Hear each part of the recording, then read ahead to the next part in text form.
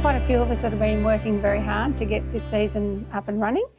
Thanks to the committee. Thank you to the thoroughbred trainers and the harness trainers that have put their effort in to source horses, brought horses over from Tasmania or Victoria, had horses still here from last season.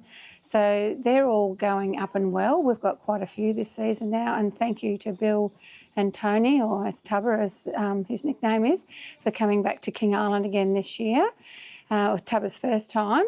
It's been a lot of work with sponsorship. We've lost a few of the major sponsors and just some of the smaller sponsors due to the drought that we had and just hard financial times on King Island at the moment.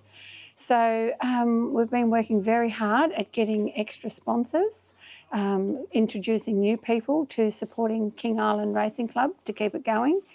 Everyone that I have asked recently to help in one way or another have all said yes. So I'm so grateful for all those businesses on the island, and there's one or two off the island. Ruston Racing have come on board again. That's Tiane's parents that live in Forbes, New South Wales. They're friends with Bill. So it's just good that, people are supporting us. So, and it's just been a lot of work again, as usual, keeping all the maintenance up. Thank you to Warren Fisher, Shane Grave, Wayne, Danny Hames here now, and to keep everything mowed, whippersnipped, painting done. Tammy and that have done some painting, spraying the grass just so we don't have to do as much whippersnipping. There's a lot of work in keeping the maintenance up on the racetrack. And during the winter, the running rail blew down when we had those very strong gusts of wind. We did repair it all last year, we thought, the bases of them, but it didn't hold up in the wind because a lot of it blew over. So we had a few working bees, and even Jan van Rooswyk, he come along to help because Wayne helps him with the footy, so he come along to help with the footings. So we've got all that repaired, and the strong winds that we had the other day, it's still up. So thank you to all those that did it. I mean, there was a few coming down which have been repaired again since. So it is a lot of work. We're still working at it every day. Looking forward to the new season? Yes, we are. Yes, so much work's gone into it. We do look forward to it and being a safe, successful, happy season. That's what we need on the island. People need, to go somewhere to socialise, just to forget about every day, the occurrences and the cost of living. Come to the races, cheapest beverages in town. And the social event, and Howie the bookie's coming again, and we'll have two. He's bringing Jeff, who'll be up in the MF Best stand. So get your bets on, big or small. Howie will take your money.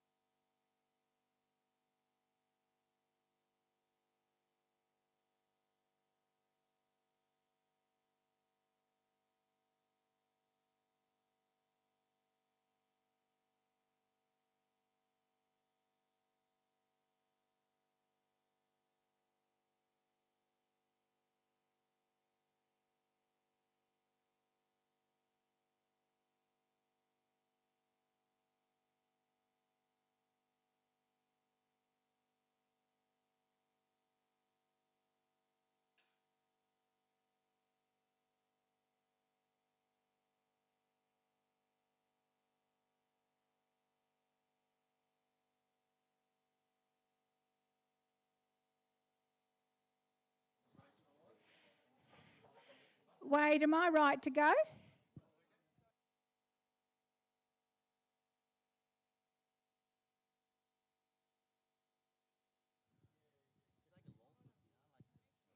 Hello everyone. Welcome to our King Island racing season for 2024-25. I'd like to give a very, very warm welcome to everybody that's here and on King Island TV, everyone watching off the island. Thank you to Jan and Wade for making this available. They do a great job, the two Dutchmen up in the video box. And I'd just like to thank everyone for preparing for the season, especially to all our harness and thoroughbred trainers, all their helpers, all the owners. They do a marvellous job presenting their horses professionally for all our race meetings. So well done to all our local trainers, and welcome again to Bill Hayes. And we have Tony Tubber Williams here with his wife assisting Bill. So welcome to King Island again. And also thank you to all the drivers, the jockeys, the stewards, the ambulance, the doctors, everyone that comes here to help make the day happen. Without all you volunteers, we wouldn't be here. Also, thank you to all our sponsors and all the donations that we have to keep our race club financially going. I tried to get some extra sponsorship and donations this season. Every business house that I asked on King Island to help donate towards today or for the season, not one person said no. So thank you very much to all the local business houses that have generously donated some money, and also for all the raffle prizes. It's all listed in the book, what everyone has donated. So thank you very much. So I'd like to wish everyone the best of luck today. Hope we have a happy, safe day. And it's Ladies' Day, so we will be also doing fashions on the fields where I'm standing here. So we have a couple of judges coming in, and thank you to the Senior Sits Op Shop for sponsoring today, and they have donated $3,000 to the club, which we have used for prize money for the winners for today. So thank you to the Senior Sits. And the dress I'm wearing, I actually bought from the Op Shop, and I had to bid for it while I was modelling it, and I think I may have paid $15 for it. So thank you to the local Op Shop for my lovely outfit today. So, I'd just like to, I better wind it up, and hopefully we have a wonderful day. Thank you.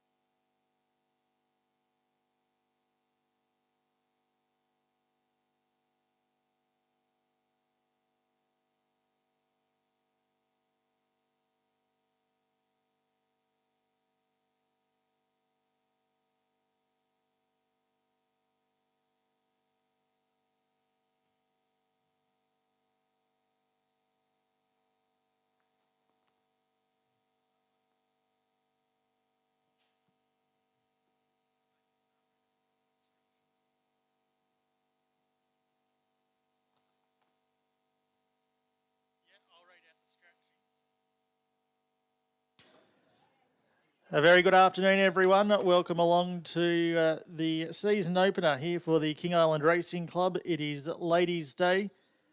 We were meant to be here last week. Wasn't the best weather day, but it certainly is this week. And looking forward to the not only the season, but the 7 races here today. Checking some scratchings for you. Race number 5. Scratching of 4 packs a punch. A late scratching, race 5 at number 4. And then head over to race 7, number 1, Sienna. Sienna, race 7, number 1. The 2 scratchings for the program today. Runners are in the yard for the first. This is the King Island Senior Citizens Op Shop Class B handicap over 1,000 metres. Number 1, Squasimoto. Nature gelding for Tammy Muir and Ismail Toka. Carries the 65 kilos, won a trial here on November 23 in a slick 57.38 over the 1,000 metres. Scored by 6.5 lengths on that occasion.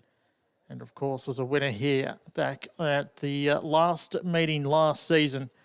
Overall he's won 4 races in a 31 start career. Valentina is number 2. Kelvin Sanderson riding for Robert Keys. First up since January 27 when finishing 3rd behind Squasimoto. Put together back-to-back wins on December 31 and January 13. And all 3 of her wins have been here on the island, 2 of which have been at this track and distance. Party stop number 3. Lachlan Overall with the 2 kilo claim here for Bill Hayes. Well travelled, has been racing throughout country New South Wales in recent starts. We've got to go back to April on Anzac Day to find the most recent one, which was 2 starts ago on a sand track. And comes into this first up with a 3rd place in a recent trial on the track. Number 4 is Mr. Broadway. Jim Taylor prepares. Jamie Gibbons taking the ride on this gelding. Won over the 1,200 metres here back on January 20. Chased home Squasimoto in a recent trial on the track. 5 at Savvy Statement's got a host of gear changes, including blinkers on first time. Hayley McCarthy riding for Bill Hayes. Is the winner of one race from 20 starts. That win was over the 1,000 metres. Narrowly defeated by Delightful Dodger in a recent trial here. And Christina is number 6. Debbie Monson prepares. Catherine Van Munster taking the ride. Broke through for a maiden win at the meeting here on December 2 last year. So that was this meeting 12 months ago. And comes through the trial won by Squasimoto and defeated just over 6 lengths. Let's look at the runners in the yard for race 1.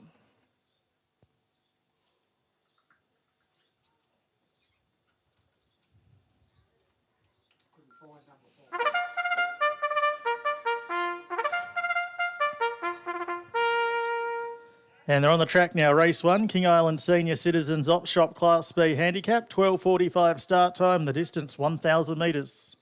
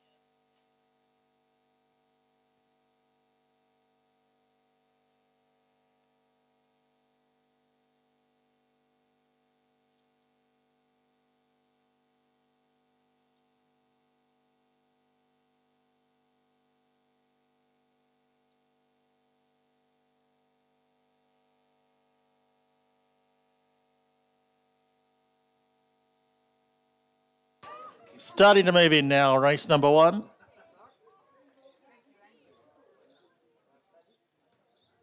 Party stop for Lachlan Overall, the first runner loaded away. Filentina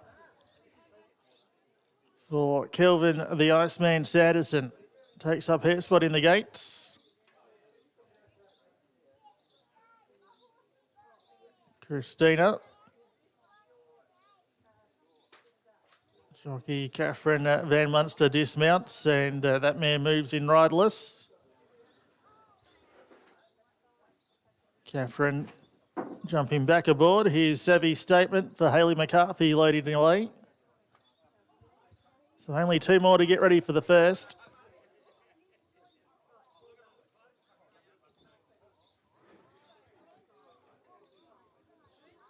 Quasimodo on the back of a recent trial win. It's now loaded away. And Mr. Broadway comes up. Light is on. Mr. Larkins on the platform. About to let the field go in the King Island Senior Citizens Op Shop. And they're away and racing. Filentina clearly won the start, landed a length and a half in front of Quasimodo in second spot. Savvy Statement and Mr. Broadway holding down third and fourth. Party Stop was back in the race with Christina. They put the 800 metre mark behind them and head out onto Johnson's Corner for the first time today with Filentina showing the way. A half length for margin, Quasimodo. 2 away third, Mr. Broadway, the outside of Savvy Statement. A similar gap back to Christina, second last, and Party Stop at the tail. Down the hill in the direction of the 400 metres, and Filentina for Kelvin Sanderson shows the way. Kicked out by a length and a half. Quasimodo in second spot. Savvy Statement was next from Mr. Broadway. Turning for home with around 200 metres left to travel. Filentina straightens for leader, heads to the centre of the track, nicely clear. From in second spot, Quasimodo. Savvy Statement down the outside, making ground, but Filentina in front, getting close to home. Will lead all the way. Filentina using a bit of a track late, scores by a length and a half. Savvy Statement was second. Mr. Broadway was next. Christina behind those with Party Stop and Quasimodo.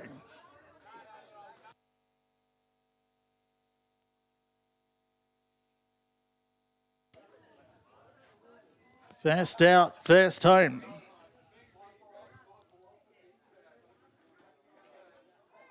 For number 2, Filentina. Kelvin Sanderson in second spot. Robert Keys combining. Statement down the outside, making ground, but Filentina in front, getting close to home. Will lead all the way. Filentina using a bit of a track late, scores by a length and a half. Savvy Statement was second. Mr. Broadway was next. Christina behind those with Party Stop and Quasimodo. It starts 16 today.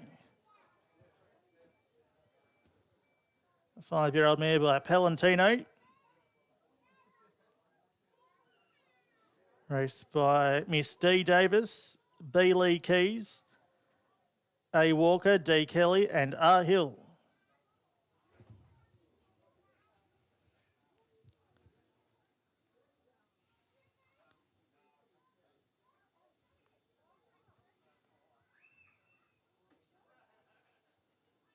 From in second spot, Quasimodo. Savvy Statement down the outside, making ground, but Filentina in front, Interim getting close to home. Will lead all the way. 5, Filentina using a bit of a track late, scores by a length and a half. On the opening race, Filentina the winner. Savvy Statement was second. Mr. Kelvin Broadway was Sanderson next. riding for Christina Robert Keys, behind the those with 35, Party Savvy Stop and Statement, Haley Quasimodo. McCarthy and Bill Hayes.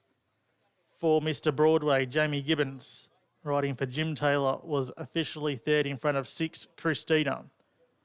2, 5, 4 and 6, the placings on the King Island Senior Citizens Op Shop Class B handicap over 1,000 metres to kick off proceedings today. And Filentina leading all the way. Well rated in front by Kelvin Sanderson. Continuing his good form in recent months. And naturally after one race will be the clubhouse leader for the King Island Laundromat Ride of the Day.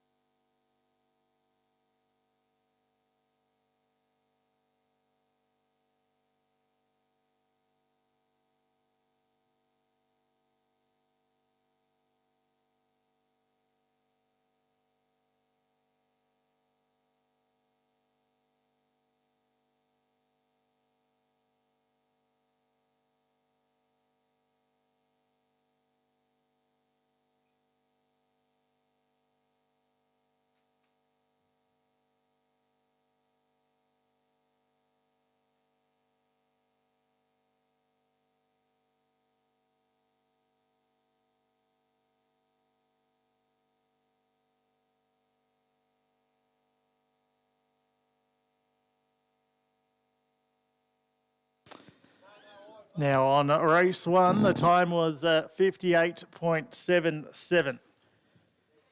58.77 the time on the opening race.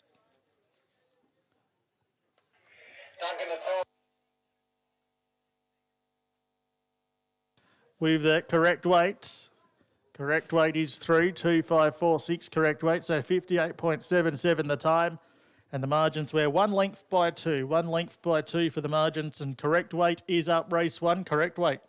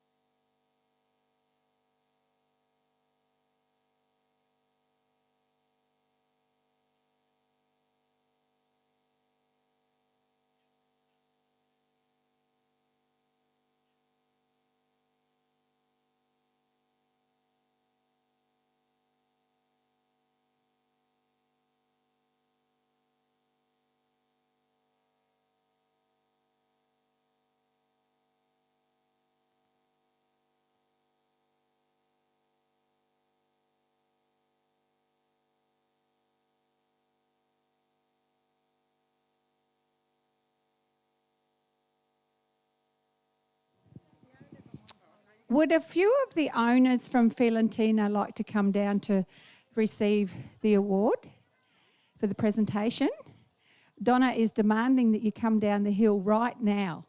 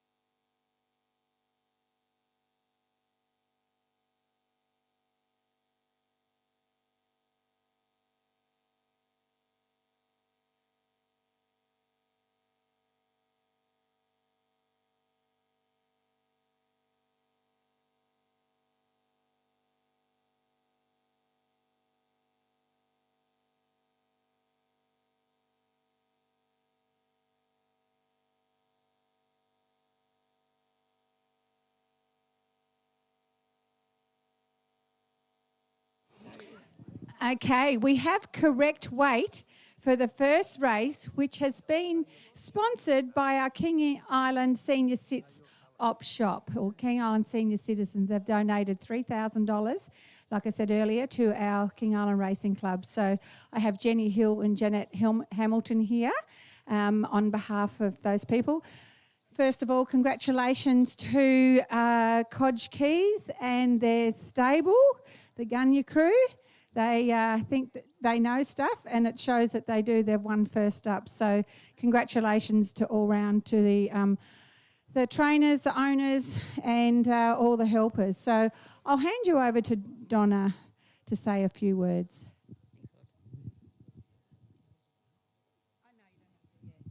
Thanks, Aude.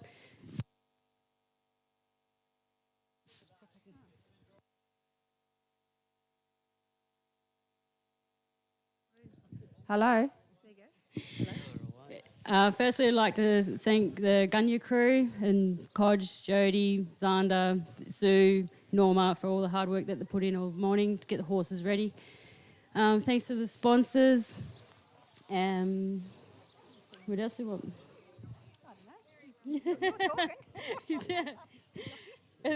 Yes, absolutely. I did this last time too. Thanks to Calvin for another ride. He always seems to get it right. Yeah, thank you. Thanks very much, Donna. I'll hand you over to Jenny. She'll say a few words on behalf of the senior sits. Thank you. It's nice to be able to be part of this part of the race club. Through all the donations that come into our op shop, we are able to, with our sales, we were able to donate quite a lot of money back into the community, and we feel with the amount of clothing that's bought, even for the races, Janet and I and Audrey, for a start, and a lot of other people, people use our place to clothe their children and themselves and so many other items. But the senior sits are happy to put back, to keep these organisations going. And that's what we've done this year. So we're very, very grateful. And this award is donated by the King Island Golf and Bowling. This here has been donated by the Golf and the King Island Golf and Bowling Club too. So Donna, would you like to accept this? Thank you very much. And congratulations to all the connections of this horse that has romped home first and is looking very, very well. And best of luck for the rest of the season. Thank you. Thanks, Jenny. Yeah, so the King Island Golf and Bowling Club have donated 7 rounds of golf, 18 holes of golf or play bowl. So they're worth quite a bit of money each. So thank you to the King Island Golf and Bowling Club. So that's your trophy for today. Thank you very much.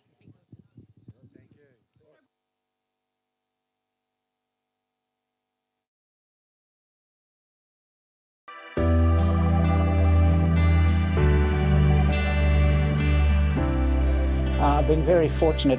Nearly 50 years ago, 49 years ago to be exact, I was apprentice jockey at Flemington in Victoria to a trainer called Pat Burke. My riding days then was short-lived because I got a bit too big quickly, and which has been the story of my life. I'm a bit of a yo-yo. I get big, I get small, but I've worked in bloodstock most of my life and horse sales most of my life. After finishing my riding stint early, I worked for Dalgety Bloodstock in horse sales and auctioneering. Did a year in England in 1981 and worked for trainers there, a national hunt trainer, and also at Newmarket for the first of the Godolphin trainers in Harry Thompson-Jones, which was a wonderful experience.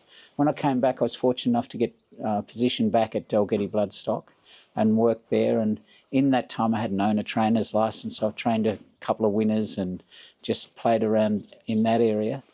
And run our own sales company at the showgrounds in Melbourne and on Flemington Racecourse, which is the first horse auction that had ever been held on Flemington Racecourse. We called ourselves the Lightning Sale, my partner Ian Rimington and I, and we held that after the Lightning Stakes meeting at Flemington, which was a great experience as well. So right through, worked in bloodstock, worked in horse sales, a little bit of everything. We've owned a couple of farms as well, and my wife Sue and I have been fortunate enough to breed a couple of Group 1 winners in Peggy Jean and Sprite. And, you know, we still have a few mares, which I don't know whether that's a good or a bad thing sometimes, but we still breed a few. And that led me on to helping a friend of mine, Dr. Bill Burns. He had the contract to buy yearlings, which then become breeze up horses for the Hong Kong Jockey Club. So I was involved with that for about 15 years, assisting Bill for about 7 or 8 years, and then the remainder of the time was my own contract with the Jockey Club. And fortunately, with all of these little things I've done over the trip, I was approached to go to England, and I worked as managing director of Goffs UK, which is again a horse auction company, which was a wonderful experience to go over there at age 55 and work over there. Came back, and I was with Newgate Farm prior to going there as director of stallions, and I came back to Newgate Farm for 3 years and was director of stallions again, and again worked with some wonderful people. And I did finish at Newgate about nearly a year ago to pursue another silly venture, which was to get my licence back and ride at the picnics. So in the last 12 months, I've been riding at what we call picnic meetings as an approved rider in New South Wales. And about 6 weeks ago, I rode a double at Harden, which I won the Harden Cup on a horse that Sue and I own called Title Tycoon. And Bill Hayes, who's come down here to King Island again this year, has bought one of the horses that I won on in Side Cash. So you'll see him racing here in the near future. So it was a wonderful thrill to do that. And a couple of weeks ago, I got beaten in a photo in the Bong Bong Cup on our horse Title Tycoon, and that was a race I would dearly have loved to have won, but went down in basically a short half head. So disappointing on one hand, but great achievement on another. So throughout my life, I've really been working in some way, shape nor form in the horse industry. And because of the Ballarat project that the trainers did down here at King Island and helped support this club, which was 2023 and 2022, I came down and spent the weekend here the last 2 years and met Bill Hayes last year, and obviously Audrey Hamer, who's the president of the club here. And we said, in another adventure, we're doing what I'm doing this year in 2024 with riding at the picnics and whatever. It'll be a great adventure to come back to King Island and help Bill with his horses. And we've got a couple of horses that we own ourselves as well that are in Bill's team. And it is unfortunate for racing that clubs like King Island and a lot of other smaller clubs around the country are finding it more difficult to put these meetings and little carnivals on. And it's a good thing to be able to support it. And that's what we've done coming down here this year. Not only is it a good adventure, it's a great working holiday as well, if I can put it that way. And I think it assists in helping keeping a meeting like this going. Everybody here has been so obliging and so helpful in every way to us. There's been, nothing spared in respect. If we need something, someone's always got a tool to help us, got a yard for us, got a stabling area for us. It's just been wonderful. And Bill had the experience last year of bringing horses down, and we've sort of ridden on the coattails of Bill's experience last year to help him this year. So we've got our fingers crossed that we have a successful carnival and that King Island racing keeps going. And I do urge anybody out there that can support King Island and smaller clubs around the country to do so. And a place like King Island, it's an interesting place. The unfortunate thing for the island is, and as a lot of people would have seen in the media, the cheese factory is closing down or is scheduled to close down in 2025. And it's just sad for the community. And a lot of these places, with the cost of everything now, the transportation, the overall costs, they've got out of hand. big corporates now that own a lot of little companies around the country are all about the dollar, which we understand everyone's got to be profitable. But it just takes the heart and soul out of these type of communities. And it's a bit sad to see. So if everyone out there can support all of these, the King Island Turf Club, the racing club, the cheese factory, any of the businesses here, they need support, as do a lot of the little country clubs around Australia. So, you know, I applaud you to support all of these communities, because this is a community event. This isn't all about racing. This is a community event. And you see the community-minded people, the efforts they put in to make sure that these functions, events, carnivals, whatever they are, they put in so much work to keep them going.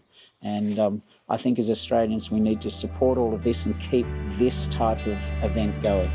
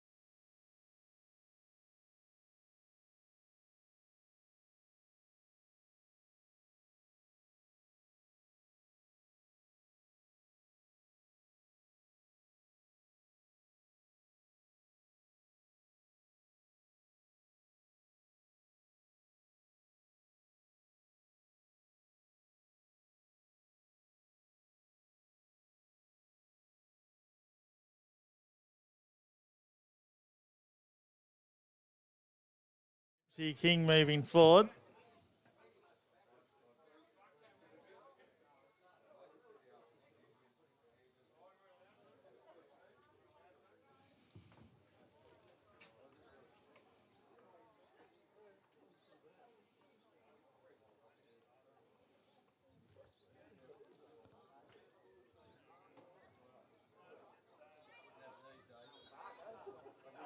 Mean Glow Miss is loaded away. Barrabool coming up. Frenetico about to move into the outside gate. Lights activated at the 1,000 metres. They're all loaded for the King Island Motors maiden. Starter pulls the lever. They're away and racing. Enough Breakers began nicely, as did Barrabool out deep on the track. Moonglow Miss looking to take up a forward position as well. Frenetico also in that bunch. There's only a length and a quarter between the first four. Gypsy King was 3 lengths away at the tail. Swinging down the side of the course. Moonglow Miss has just got the head in front. Enough Breakers with the inside running. Barrabool was deeper out with Frenetico, and last of the group, Gypsy King. They start the run down the hill in the direction of the 400 metres. Moonglow Miss shows the way, a narrow margin. Frenetico moving up alongside to get on level terms. In third spot, Barrabool from Enough Breakers and Gypsy King. They turn for Homer. Frenetico shows the way from Moonglow Miss on the inside. Barrabool deeper out from a long way back. Gypsy King about to chime in. Good finish coming up, 100 to go. Frenetico just in front from Moonglow Miss. Frenetico, Moonglow Miss, and down the outside was Gypsy King. And may have got them all. It's a photo. Gypsy King over Moonglow Miss for mine. Frenetico also in that group from Enough Breakers and Barrabool. Judge will look at the camera here. After the running of the King Island Motors maiden.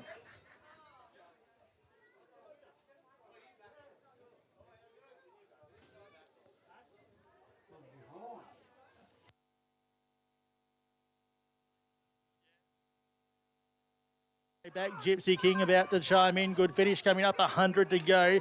Frenetico just in front from Moonglow Miss. Frenetico, Moonglow Miss, and down the outside was Gypsy King.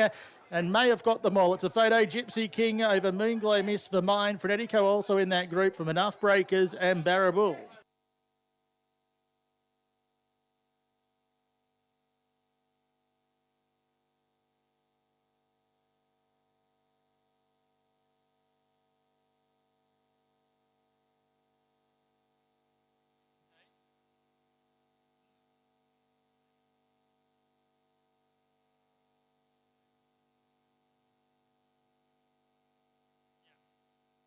Back, Gypsy King about to chime in. Good finish coming up, 100 to go. Frenetico just in front from Moonglow Miss. Frenetico, Moonglow Miss, and down the outside was Gypsy King. And may have got them all. It's a photo. Gypsy King. Number 3's the winner, Gypsy King. Lots of overall, and Bill Hayes and Barrabool come from last to run down 4. Moonglow Miss, Jamie Gibbons. Frenetico number 2, third, Kelvin Sanderson. Enough Breakers was officially 4th. It's 3, 4, 2 and 1 on race set number 2 today. Gypsy King for New South Wales trainer Bill Hayes. Lachlan Overall taking the winning ride. Raced by S. Addard.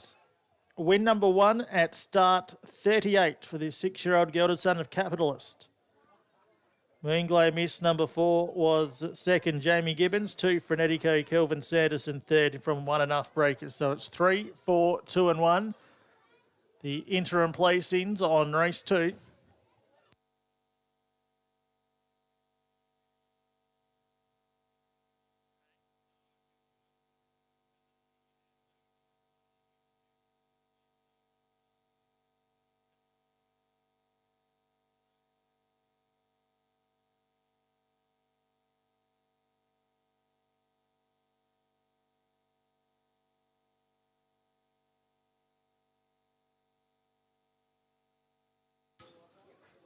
Now the time was 59.48. 59.48 the time.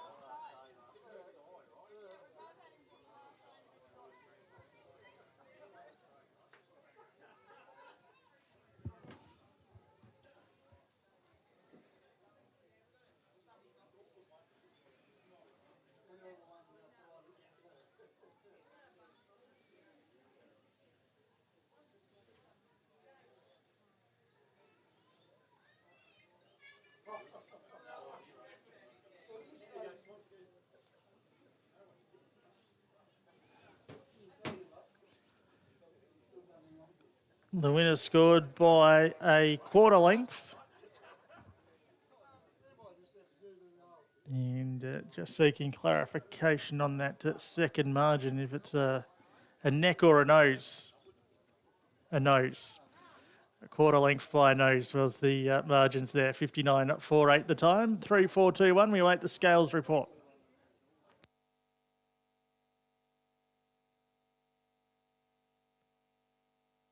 Back, Gypsy King about to chime in. Good finish coming up, 100 to go. Frenetico just in front from Moonglow Miss. Frenetico, Moonglow Miss, and down the outside was Gypsy King. And may have got them all. It's a photo, Gypsy King over Moonglow Miss for mine. Frenetico also in that group from Enough Breakers and Barrabull. 3, 4, 2 and 1. Correct weight, 3, 4, 2, 1, correct weight.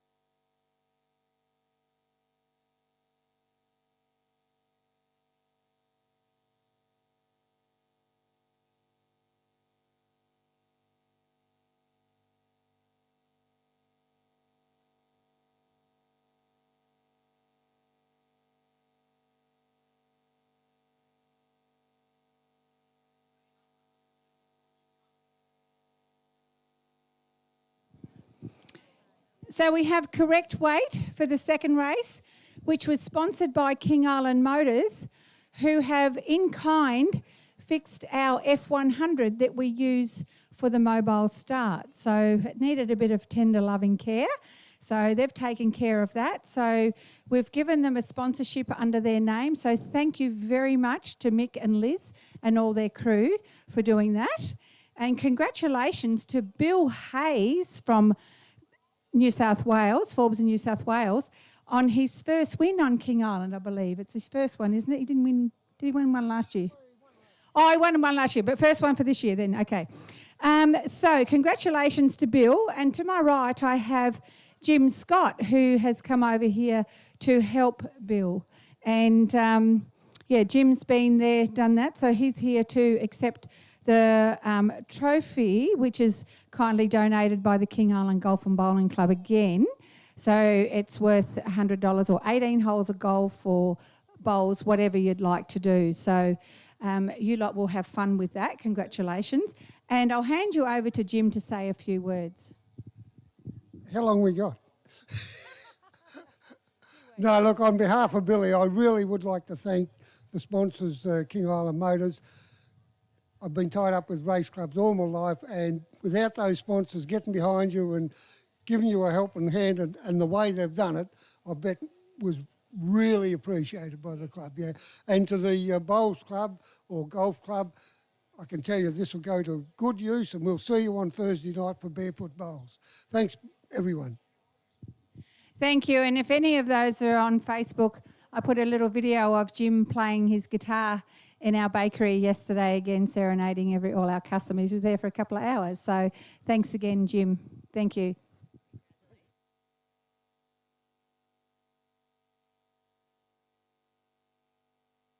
Okay, so we're going to start the fashions on the field now with the infants, boys and girls, to age 5. So come on down, kids. Doesn't matter if you're not fancy dress. Just come on and participate. So we have a few numbers in here. So come on down, kids.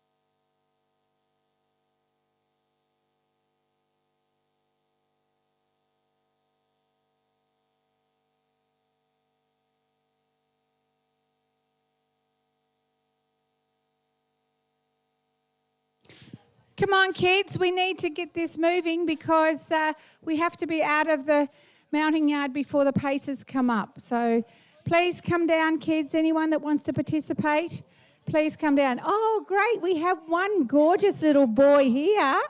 Oh, my God. Look at you. Okay, so come on down, kids.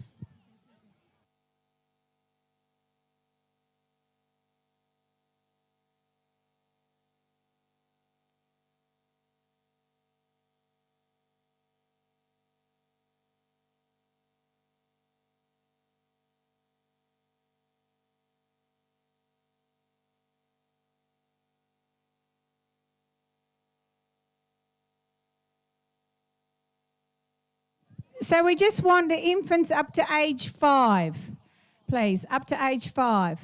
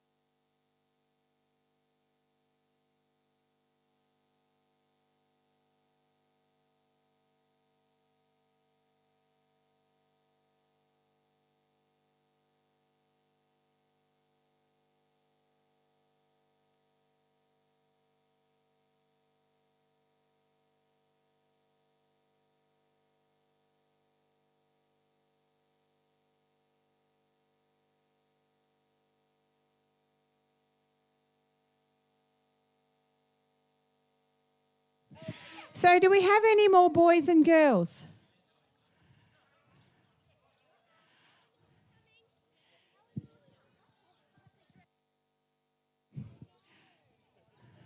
I'll hand the microphone over to Stuart Hunt, who used to be a fashion designer, and his partner, Savarina.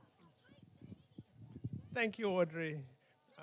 So we're here to judge the first participants. Boys or girls first? We can do the boys first. So I've got a first and second for the boys and girls, so the boys first. Okay.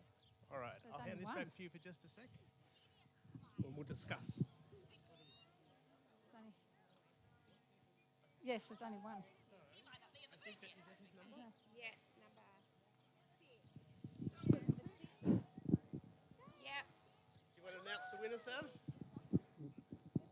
So the winner for the boys category in our first competition is number 6. Would you like to interview him? Might be yes. He's 1 and his name's James. Oh, James, you look lovely. Thank you. Thank you, James. Okay, so now we'll do the girls. So there's first and second. So we've only got 2, and they're both my granddaughters. My goodness. So All right, we'll just hand the mic back to Audrey for a second, and we'll have a little discussion. there's not many children that have come down here, but anyway, thank you to all the ones that have. So for first place, we have number 7 in the very sparkly dress. And second place, number 8, with the Avril Lavigne baseball cap and the green dress. Sab, would you like to do some interviewing? Congratulations. Is it Eleanor?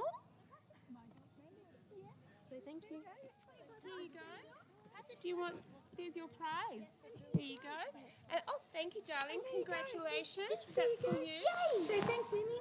Thank you. Thank you very much. Thank you. Thank you. Say thank you.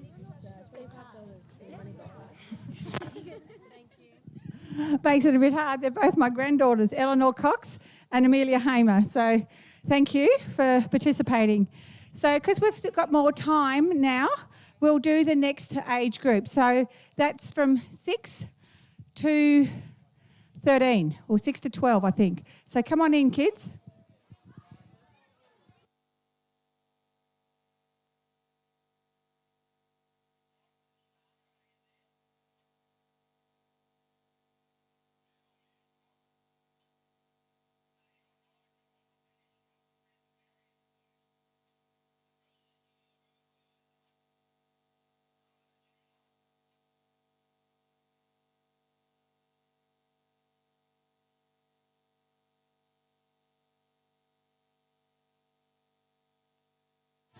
So this is age 5 to 12.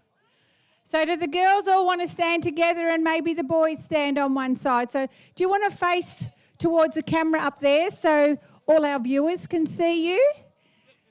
Girls? Girls, look at me. Do you want to look up that way?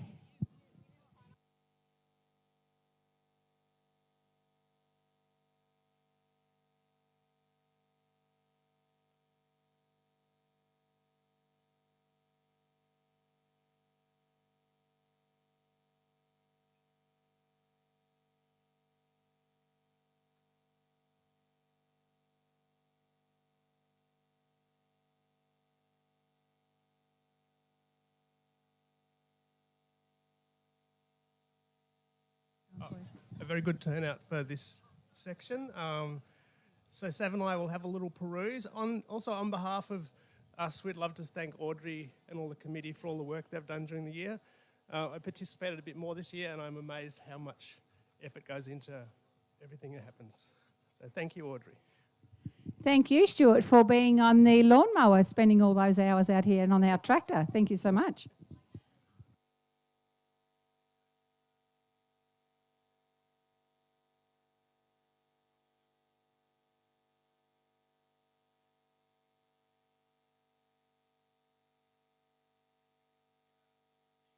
We'll give first place to number 20, and so come over. Second as well. And second to number 16. I don't know if that's...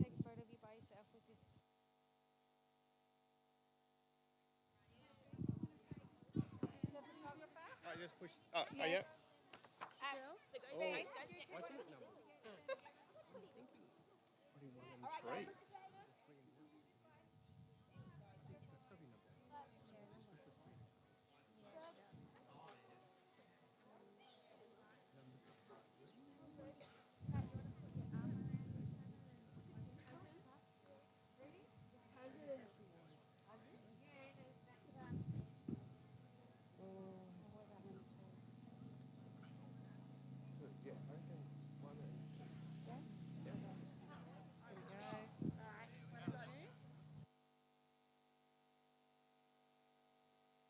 First prize goes to number 1, so please come forward.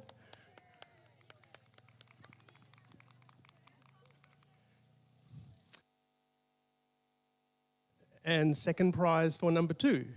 Please come over. Oh, thank you. Girls, do you want to come forward for a photo?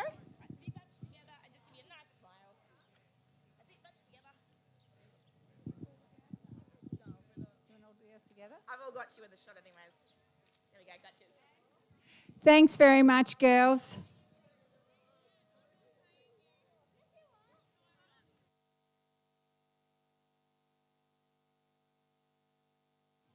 Okay, so the paces are on their way for our first pacing mobile start.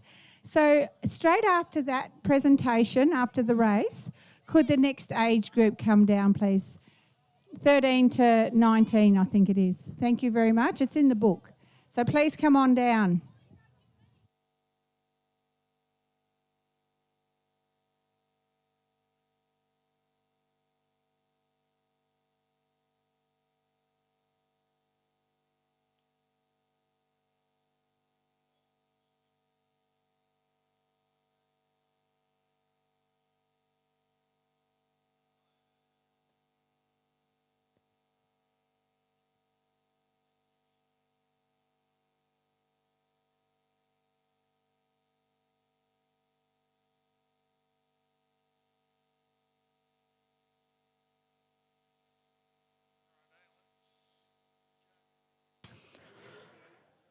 Runners are making their way into the parade ring for race number 3 on the program, the first of our harness events this season. Number 1 is Naughty But Nice, Tian Ruston, driving for Shane Keeler. It's been racing on mainland Tasmania back last year, finished down the track in a race at Hobart back on December 1. It's been placed of 2 of 13 starts to date. Sanjay Collins is number 2. James Jakowenko driving for Peter Jakowenko, a 2-year-old gelding having his first race start by Tintin in America. Of course, unlike the thoroughbreds, the harness season runs the calendar year, so under the old system, he would technically be 3. Number 3 is Tugra Judge. This pacer will be driven by trainer Peter Jakowenko, celebrating his 72nd birthday this afternoon. So I'm sure Pete would love to drive a winner on his birthday. Gelding's having a good look around in the parade ring. He's by Lenny the Shark out of Mystic Power Lombo. Noble's Advice is number 4, Dylan Ford and Graham Keeley combining. 3-year-old gelding who won in Hobart back in September. Finished midfield at Burnie at his last race start. And 5, Canberra Flash rounds out the field, a 5-year-old gelding for trainer-driver Shane Keeler. He's had the 3 starts. It was a dominant win here on debut before being placed behind Margaret's Clan and, of course, had some veterinary issues and was retired from the race here back on December 16 of 2023. So runners are in the yard. LD Hamer Memorial Bracelet race at number 3 today.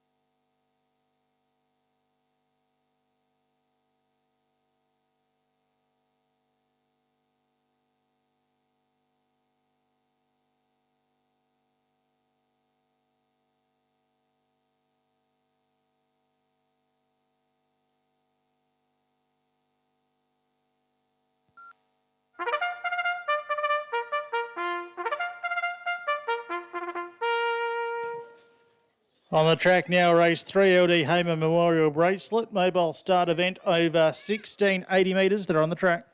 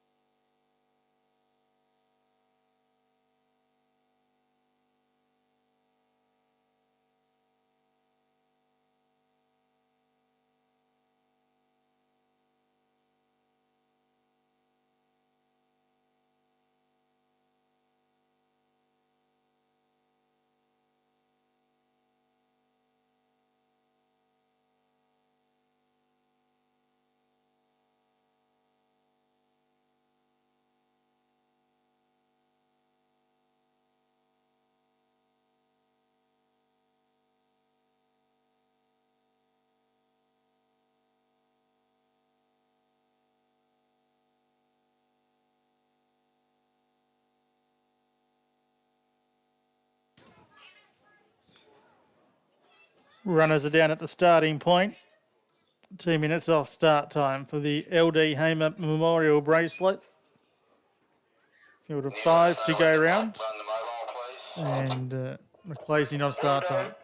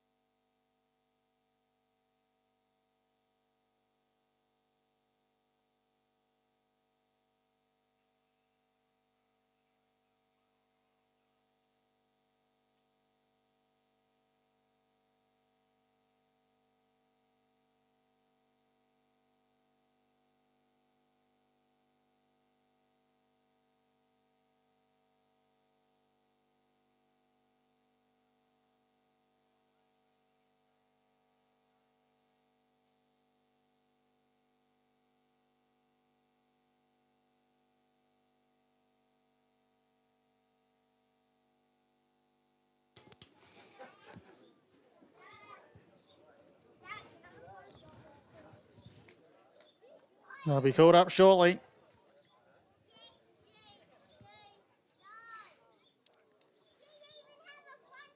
Race number 3. First of the harness events.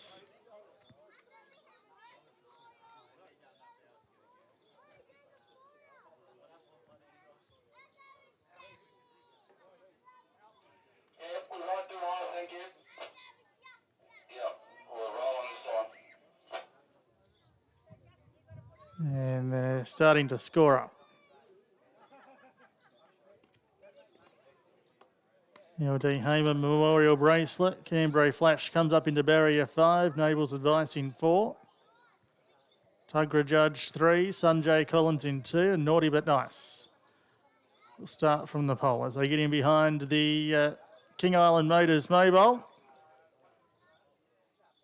First of the harness events for the season. They're in the hands of starter Nigel Shuring. Already.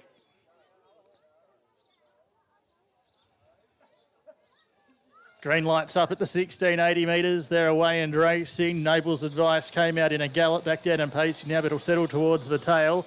Naughty But Nice off the inside began well. Sanjay Collins and Canberra Flash 3 wide into the first bend. Tugra Judge certainly down behind those with Nable's Advice. Heading out onto the 1400 metre bend and at Naughty But Nice. The 4-year-old mare was able to do enough from the pole draw to lead and sets a sedate tempo as they rise the hill. In second spot was Sanjay Collins, and off around them Nable's Advice looking for the spot outside the leader. Dylan Ford was more than happy to keep rolling to the lead. So we've got a new leader as they head to the back straight. Nable's Advice shows the way, a clear sulky's length. Naughty But Nice is second. Third, Sanjay Collins left leading up the 1 wide line. Tugra Judge 3 back the inside and Canberra Flash in the 1 out, 1 back position. So that's the order as they go towards the crossing near the 1,000 metres and Nable's Advice. Looking for win number 2 of his career today. The 3-year-old gelding shows the way by 2.5 metres. Sanjay Collins, and here is Canberra Flash off around the field 3 wide. Naughty But Nice relegated to second last, and last of all Tugra Judge. Heading towards the half mile out onto Johnson's Corner. And showing the way here was Nable's Advice for Dylan Ford. A metre the margin. Canberra Flash in second spot. Third the inside. Naughty But Nice the outside. Sanjay Collins in the 1-1. And Tugra Judge for Peter Jakowenko celebrating his 72nd birthday today. You can see them all. Down the side of the course, they've got 600 metres left to travel. Nable's Advice shows the way a metre. Canberra Flash in second spot. Third was Sanjay Collins. Naughty But Nice starting to feel the pinch, and Tugra Judge at the tail. Down the hill in the direction of the 400 metre mark. And these two single right out. Nable's Advice the inside of Canberra Flash. Not much between the pair. They're nicely clear. Sanjay Collins holding down third spot. Tugra Judge deeper on the track and Naughty But Nice. They turn for Homer. Cambrai Flash the outside of Noble's Advice. They've got it between them. Cambrai Flash the outside. Put the head in front. Drew a length clear. Noble's Advice can give no more. And Cambrai Flash is racing away with the first harness event of the season. And Cambrai Flash confidently driven in the middle stages will be too good. Noble's Advice was second. 50 metres back in third spot will be Sanjay Collins just from Tugra Judge. And Naughty But Nice saw them all safely home.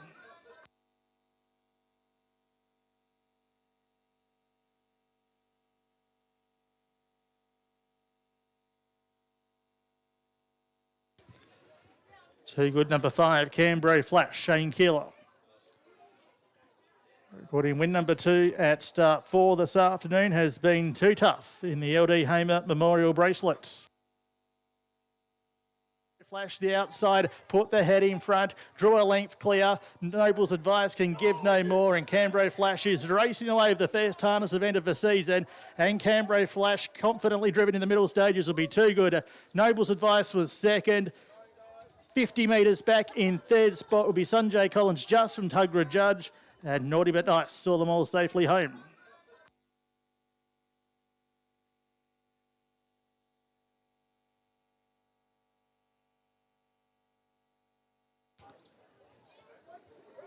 So runners returning on race number 3, taken out by number 5, Cambrai Flash.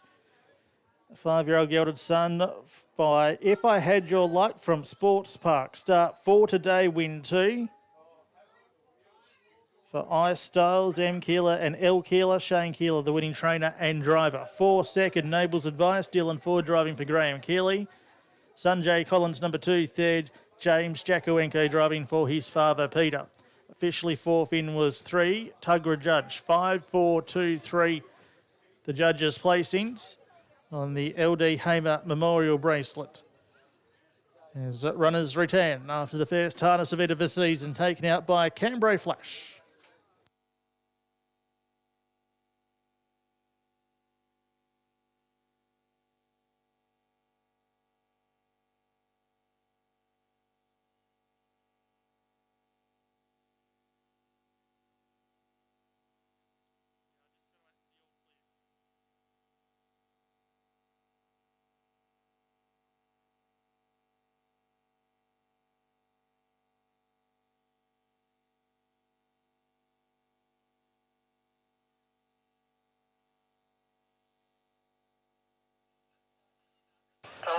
All clear. All clear, race 3. 5, 4, 2, 3. 5, 4, 2, 3. It's all clear. Flash the outside, put the head in front, drew a length clear. Noble's Advice can give no more, and Cambrai Flash is racing away with the first harness event of the season. And Cambrai Flash, confidently driven in the middle stages, will be too good. Noble's Advice was second. 50 metres back in third spot will be Sanjay Collins just from Tugra Judge. And Naughty But Nice saw them all safely home.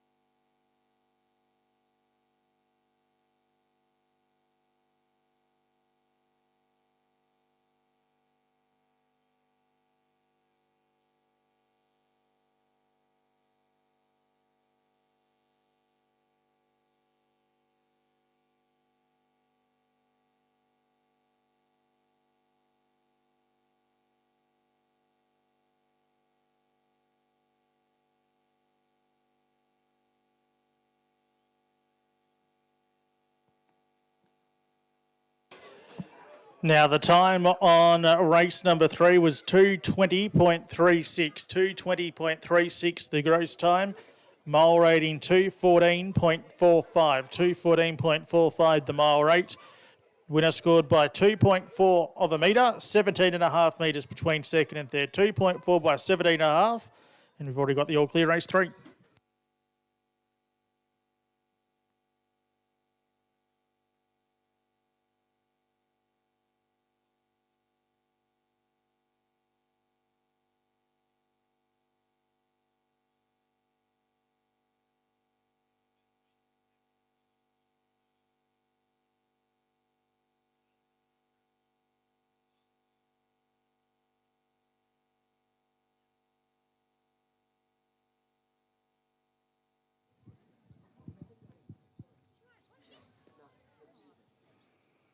So straight after this presentation, we will have the 13 to 19-year-olds, boys and girls, so make sure you get ready, come on down.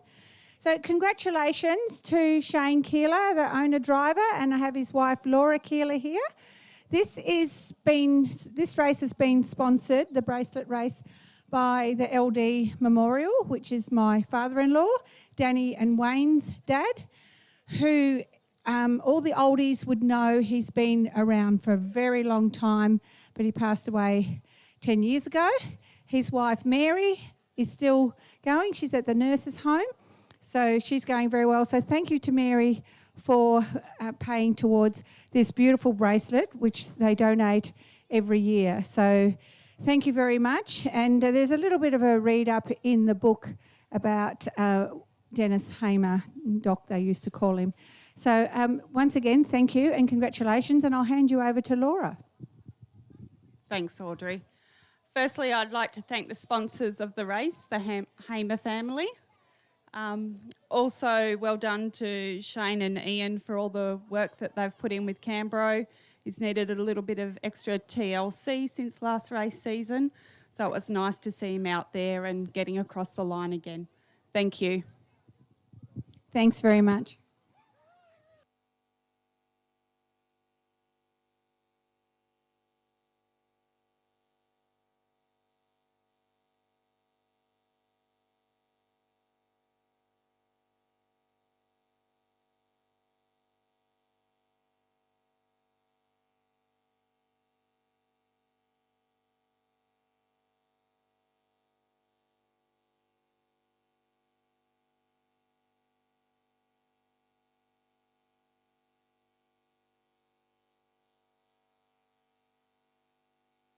I'd just like to say that we're missing Warren Fisher today, who's normally our F100 driver for the mobile.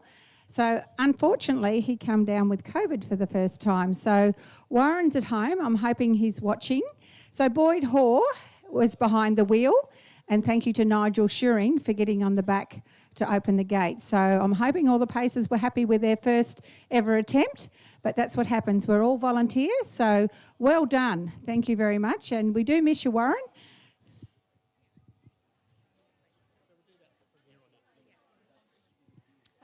Where are they? Hello, anybody aged between 13 and 19, boys and girls? Come on in.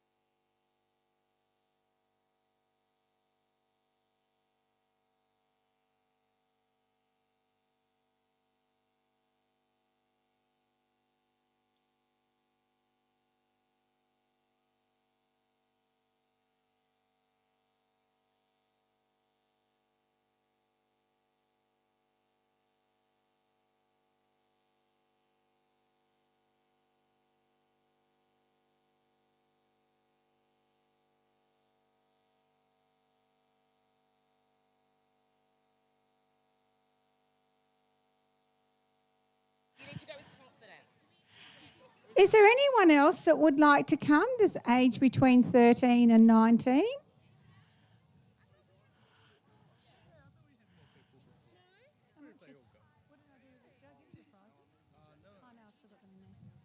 come on, there's cash to be won, donated by the senior cits. Come on down.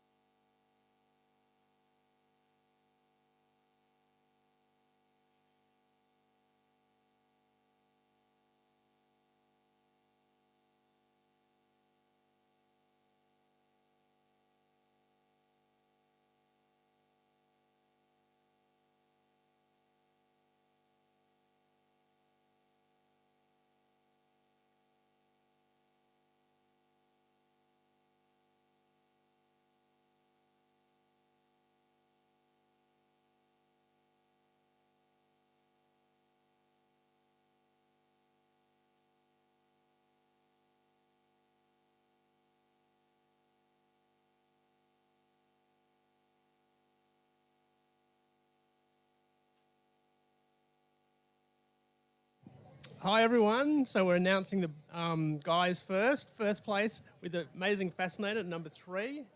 And second place, number 4. Sav would like to have a quick interview. Yes, of course. Hello? What's your name? Joe Russell. Thank you for taking part today. Here's your gift voucher. Thank you very much. Money, I should say. And number 2? Yeah, say it. You're announcing it. Oh, did you? Oh, sorry. Why am I not listening?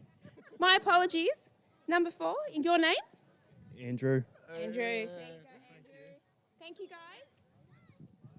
Well done, guys.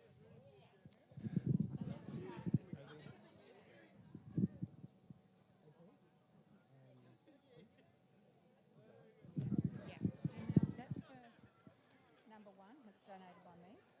And then for number 2, donated by me. That's wonderful. I never.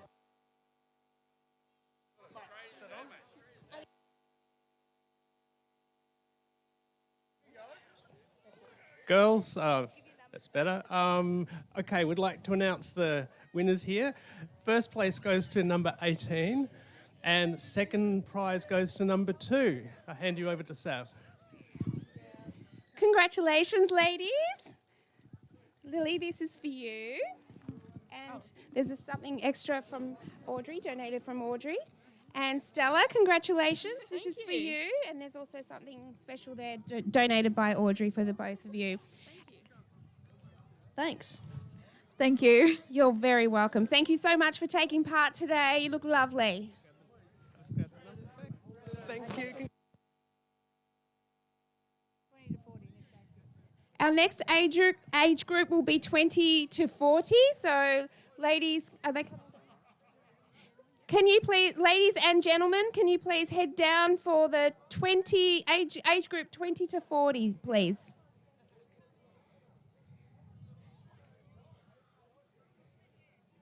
This one again is donated by me, and this one's donated by Chris Conn.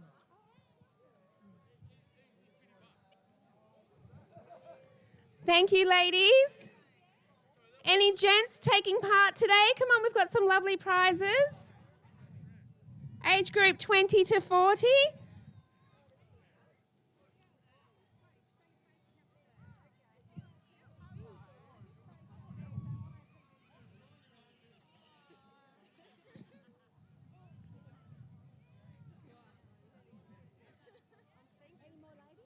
Yeah, I think there are some more.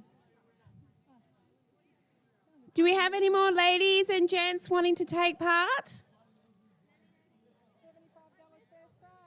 Ooh, First prize is $75. Come on. Can have a few drinks. Bet on a horse.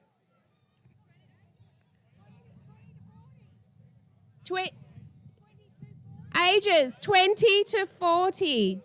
If you fall in that category, please join us. See Stuart on the way through. He'll give you a number.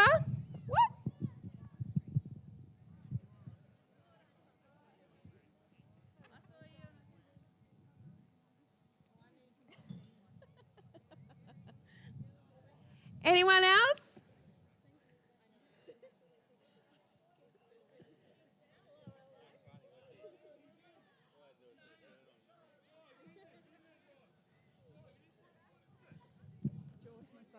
Yeah. Oh, yeah. Last call. Is there anyone else? Come on. Are you guys running down the hill because you're going to take part? Yay! Come on. Come on. Come through. Come and grab a number.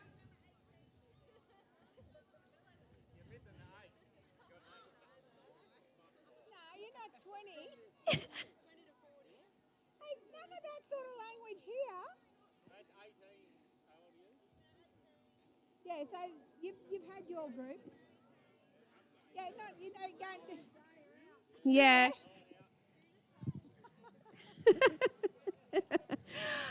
Jai had so much fun, he wanted to do it again. Come on. Come on, fellas. Come through. Thank you. Line up. Line up. I know. Oh, awesome. Thank you, guys. Thank you for joining in. Oh, okay.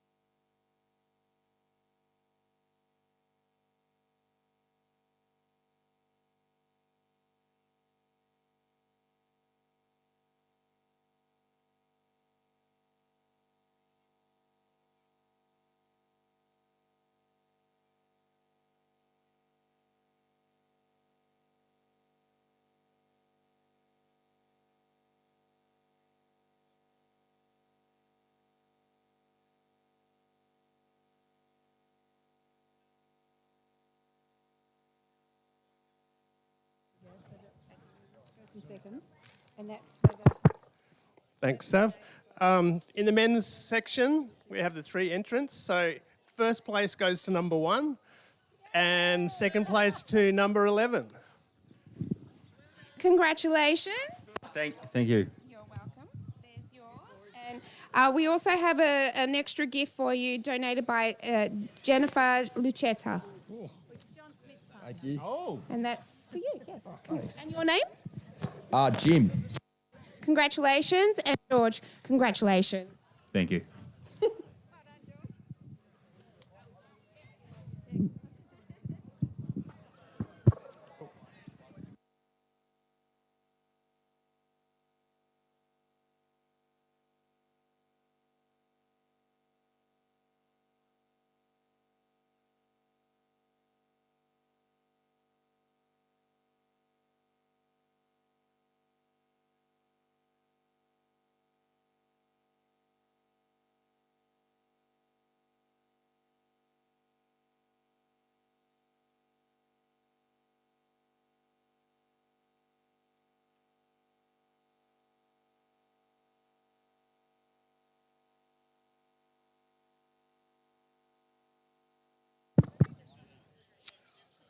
I'd like to announce the winners in this category of the girls. You all look amazing.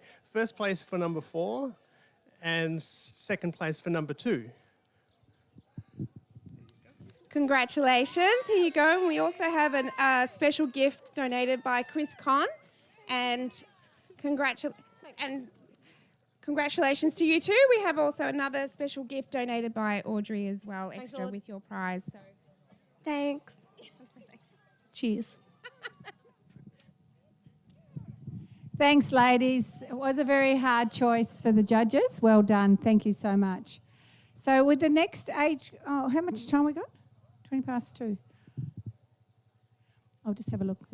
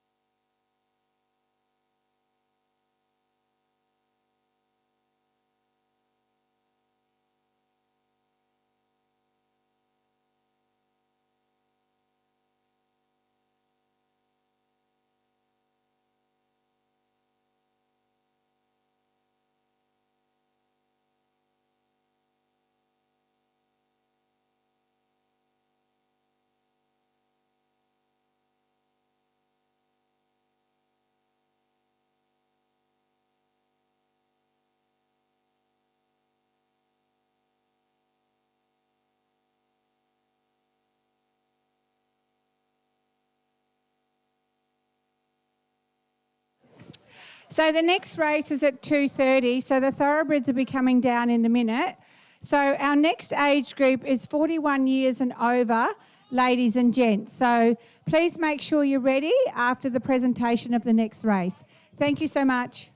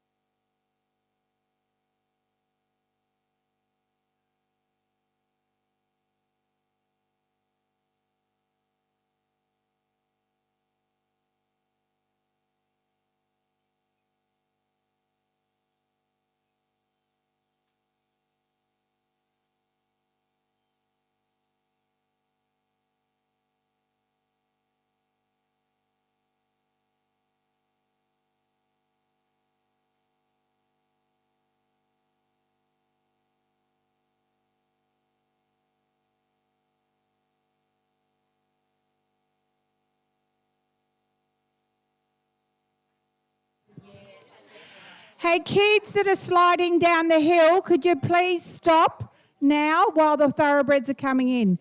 Please stop sliding down the hill. Thank you.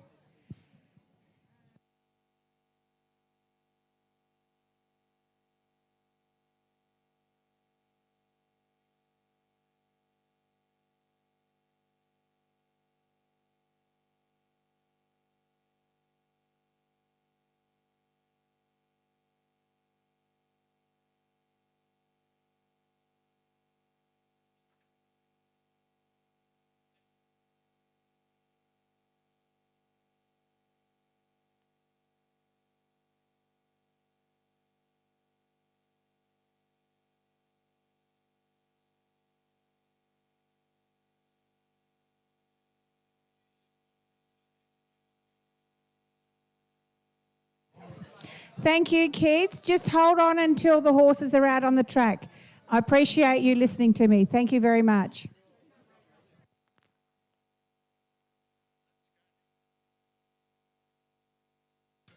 Runners are in the yard to race number 4 today. The Jane S. Muir Memorial Maiden. Number 1 is GG's Royal Duke for Tammy Muir and Ismail Toka. Has recorded 5 placings in a 24-start career, the most recent in Launceston over the 1400 3 runs ago.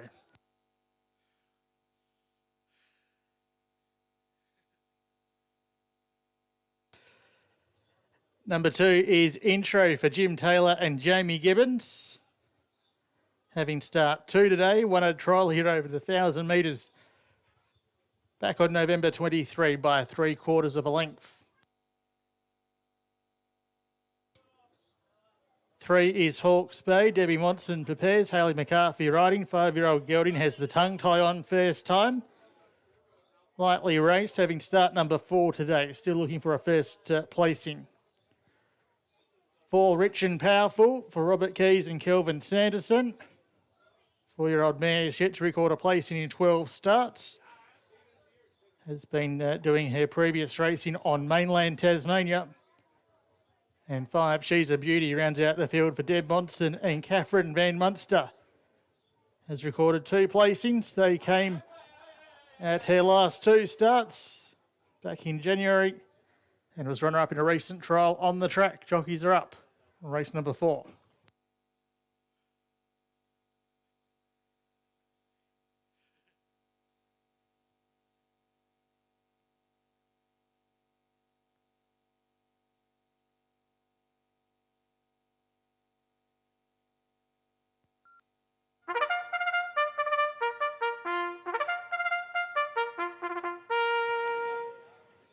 On the track, race 4, Jane S. Muir Memorial Maiden, 1,400 metres. The distance, start time at 2:30.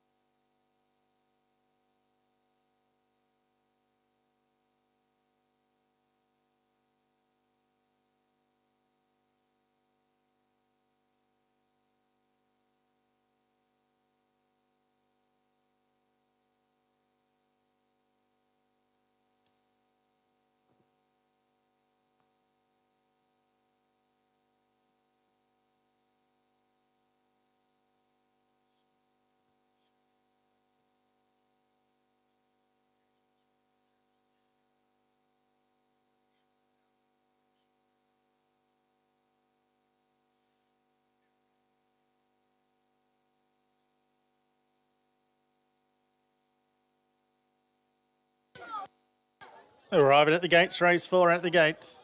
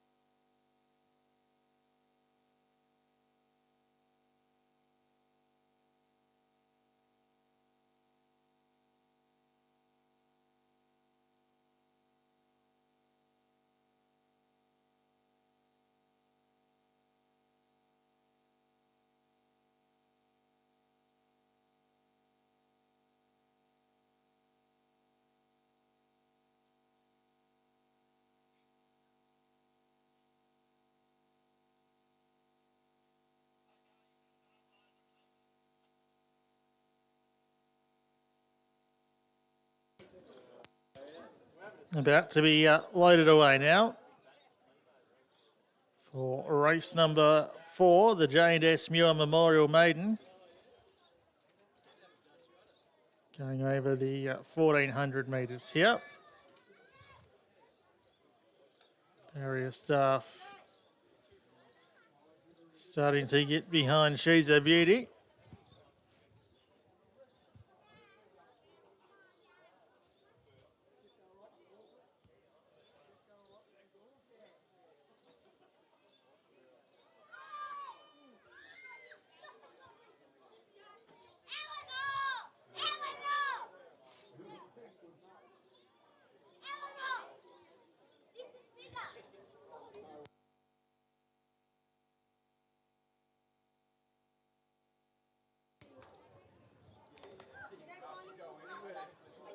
So She's a Beauty, the first runner loaded away. Catherine Van Munster, the ride on the 11-year-old mare. Stablemate Hawke's Bay moves in alongside. Ellie McCarthy taking the ride this afternoon. GG's Royal Duke for Ismail Toka. About to join the line. And just taking good shape at the 1400 metres.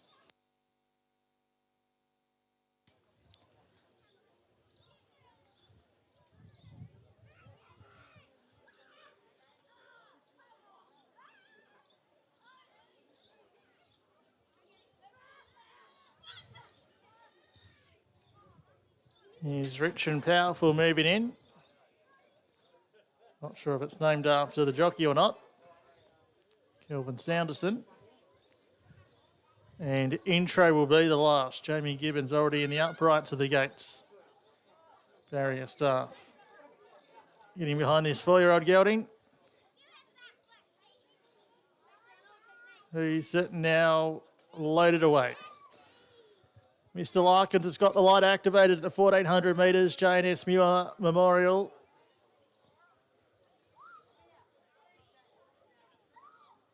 The maidens are ready.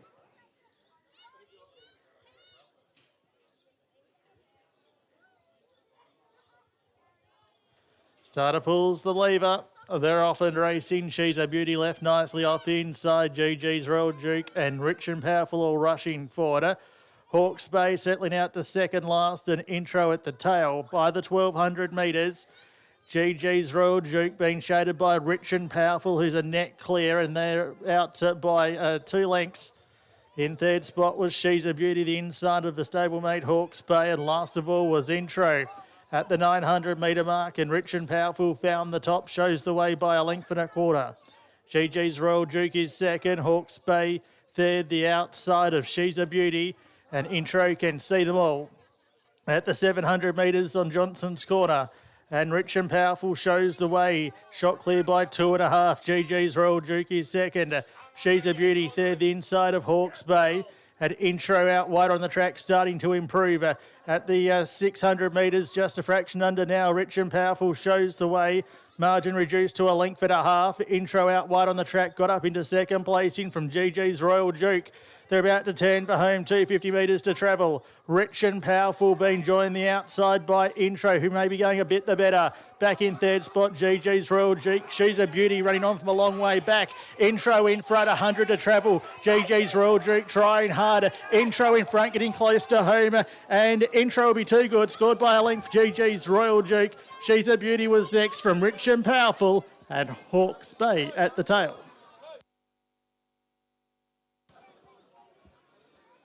Intro,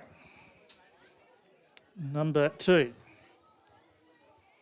for Jim Taylor and Jamie Gibbons.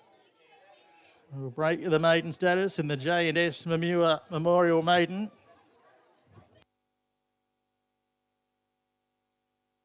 Back in third spot, GG's Royal Duke. She's a Beauty running on from a long way back.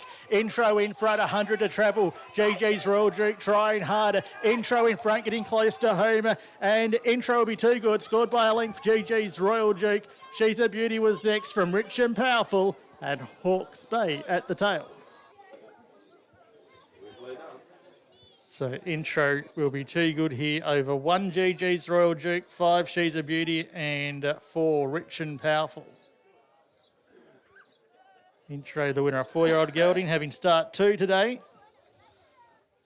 for Jim Taylor and Jamie Gibbons. 4-year-old gelding, son of Showtime.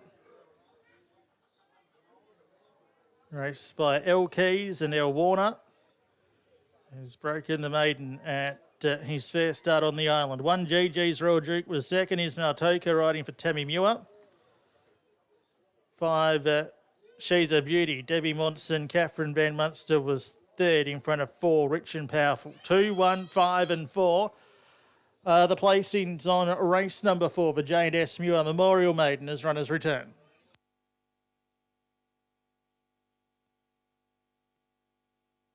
Back in third spot, GG's Royal Duke. She's a Beauty running on from a long way back. Intro in front, 100 to travel. GG's Royal Duke trying harder. Intro in front, getting close to home.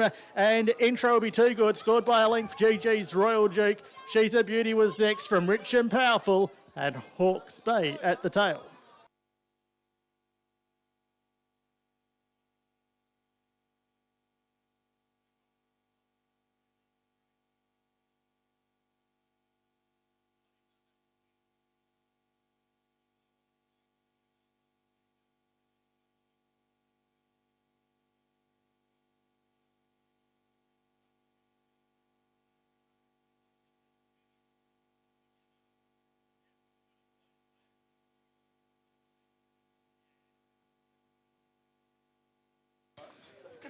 Now the time was 1:27.24.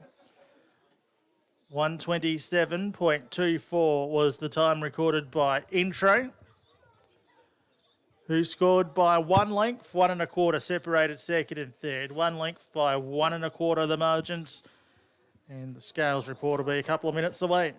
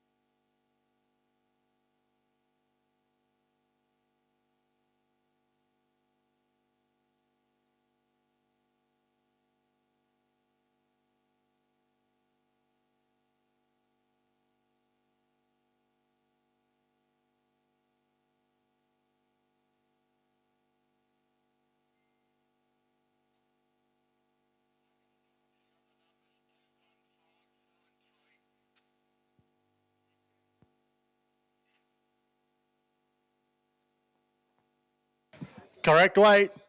Correct weight on race number 4, 2154. 2154, correct weight. How we can pay.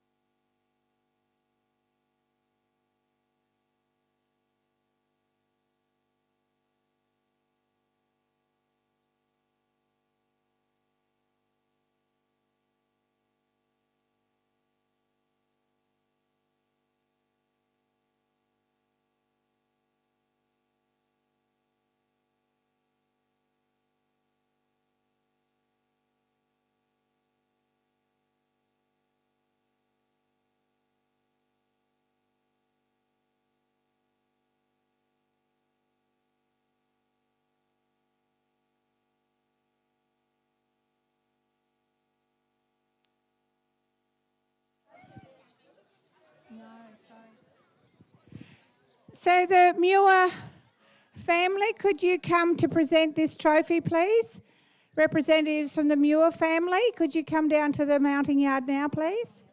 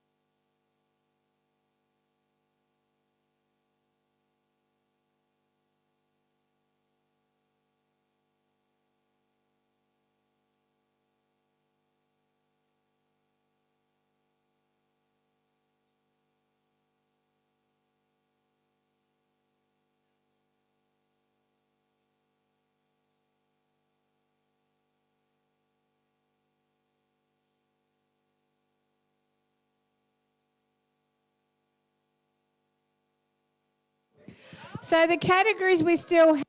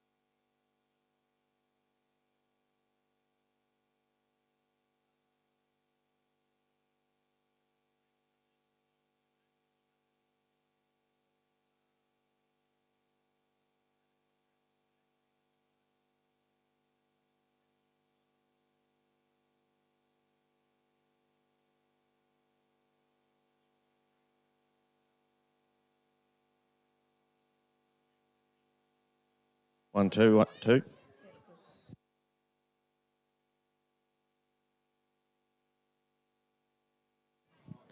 So could all the connections for the Muir family and the Jim Taylor stable come to receive their trophy, please? All the owners.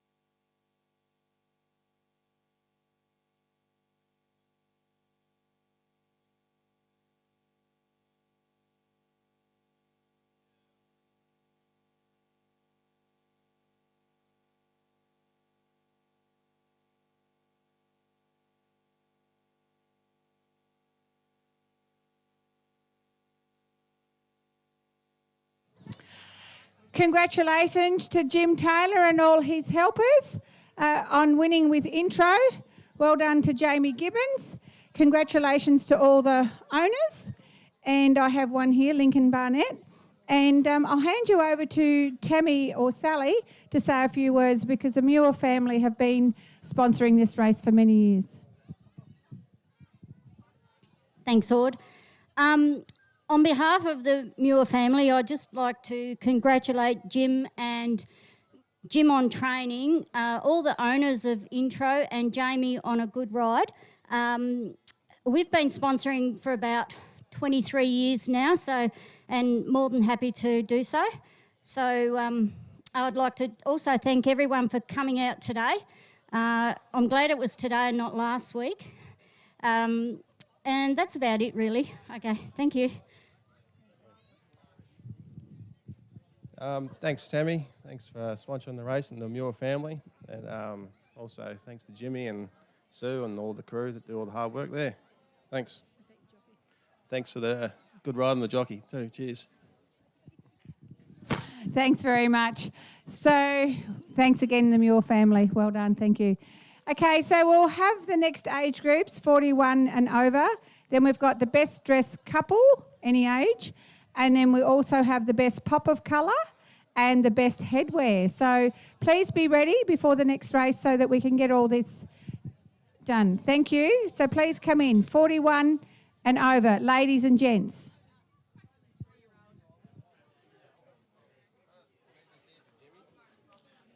Oh, yeah, because you can't go down. So you're not licensed. Yeah, so do that, yeah. Have I finished? No, it's still on.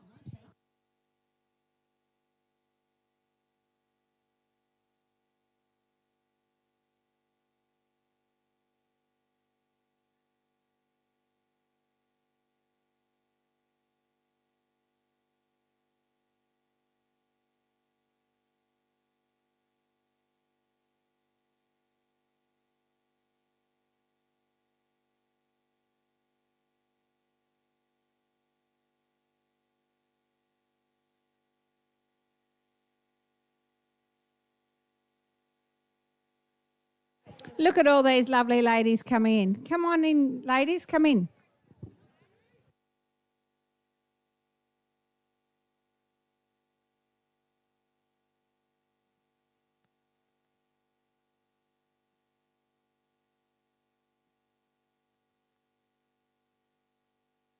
Is there any gents 41 and over, or are you not game to show your age? Come on.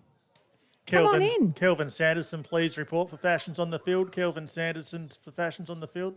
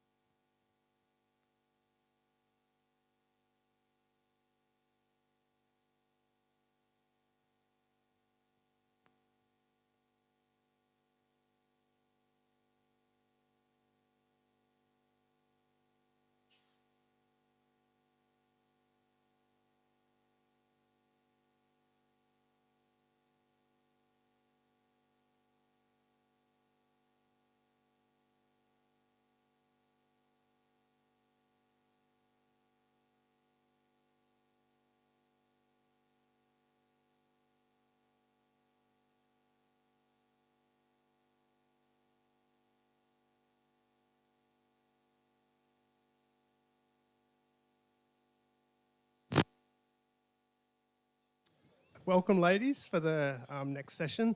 It's a very tight race here, but we've selected number 4 in first place and number 1.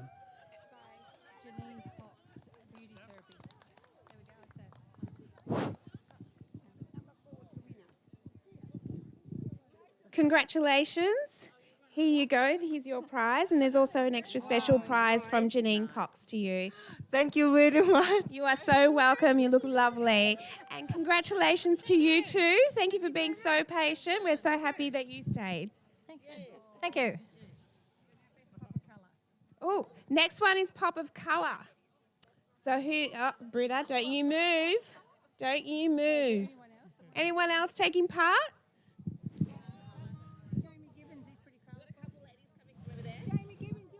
Oh, come on, ladies. We need some more entries for Pop of Colour. Come on. You got colour.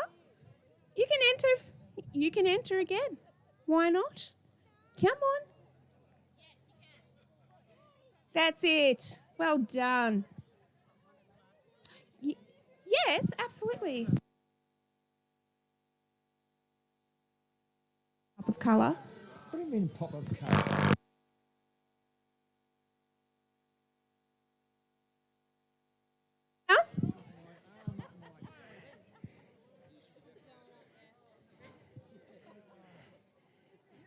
Yeah.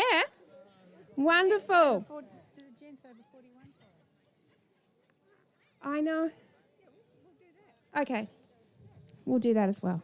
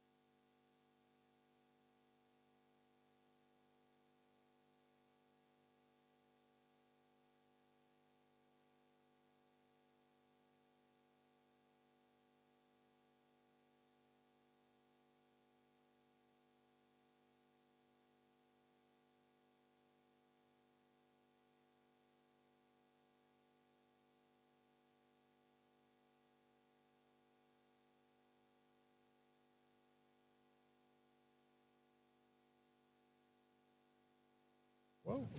Okay.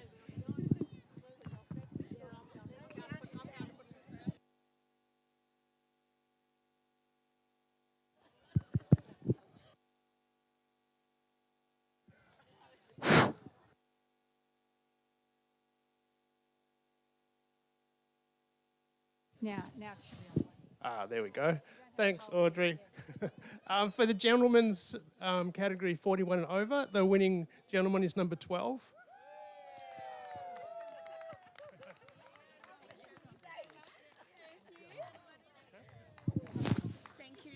I've still got my arm twisted up my back. It was worth it in the end, wasn't it?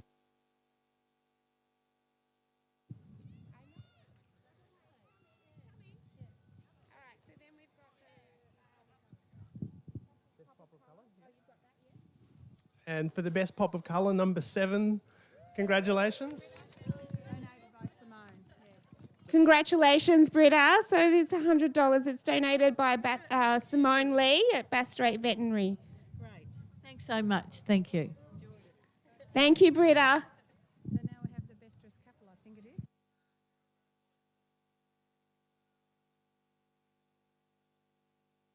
So next one is for best dressed couple. So if we can have some couples joining us. Robert. Hang on.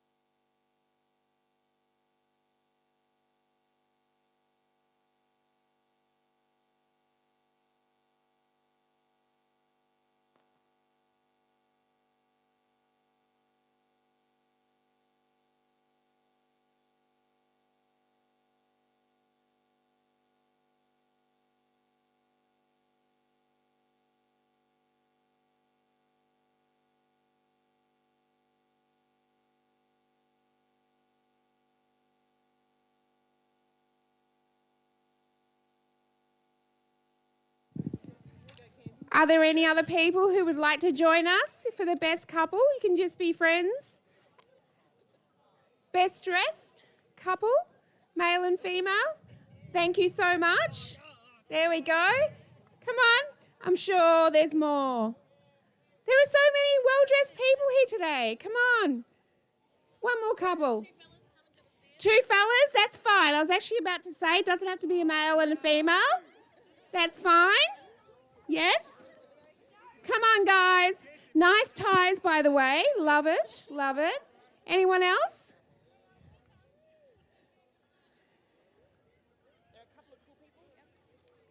Come on. Oh, look at this. Oh, fantastic.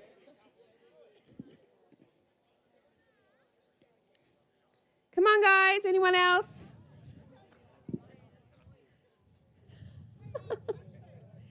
Beautiful. Love it. Fantastic. Well done. The ties are great. Yeah, come on. Oh, fantastic. Oh, this is lovely. Thank you. Oh, look at you guys. All right. Has everyone got numbers? Here, I can give you a number. A number. Here we go. No, there's your number. You've got a number. Everyone's got a number. You guys have all got numbers. That's it. Anyone else? No? Wonderful. All right.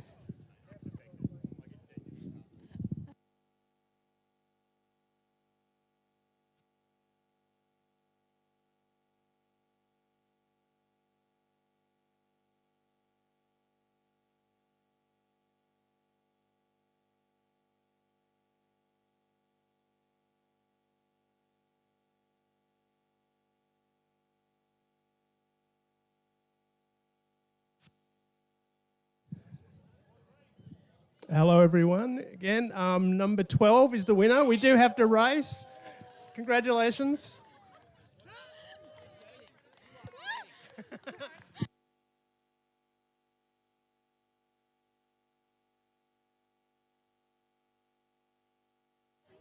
So Colts and fillies out of the mounting yard.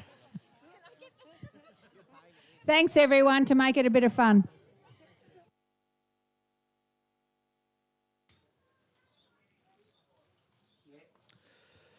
Runners are in the yard. Race number 5 today is the 4th galloping event, the Cox Electrical Class B Handicap, 1,400 metres.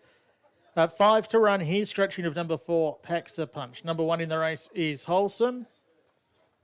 Wholesome prepared by Robert Keys. Lockie Overall booked to take the ride on this 5-year-old mare who ended last season on a high note, winning at the meetings here on January 20 and 27, both by narrow margins, and both with a gentleman we are missing today in Thomas Doyle. Wholesome, lightly raced, having start 9 today, winner of 3 and 2 minor placings to her credit. Number 2 is Side Cash. Kelvin Sanderson riding for Bill Hayes. It's been well travelled in recent starts. Won a picnic race last start in New South Wales in October 26 on a Firm 2 rated track. Was able to get the job done by 3/4 of a length on that occasion. Tony Williams took the ride that day. And will jump from barrier number 2 after the scratching. 3 Screw Creek for Robert Keys and Hayley McCarthy has the blinkers on first time. It's been placed at his last 3 starts and was a recent trial winner on the track, defeating Tyson's Reef over 1,000 metres by a half length. Scratching of number 4, 5 Spiritual Thinker for Jim Taylor and Jamie Gibbons, a former Victorian galloper who's been placed in 9 of 21. Still looking for that maiden win. Was defeated 5 lengths at Mornington last start over the 1,500 in mid-November. And 6 Miss Bondi rounds out the field. Catherine Van Munster taking the ride here for Deb Monson. It's been just behind the placings in recent starts here last season and does have a trial here under the belt ahead of the first up assignment today. That's the look at the runners in the yard ahead of race 5.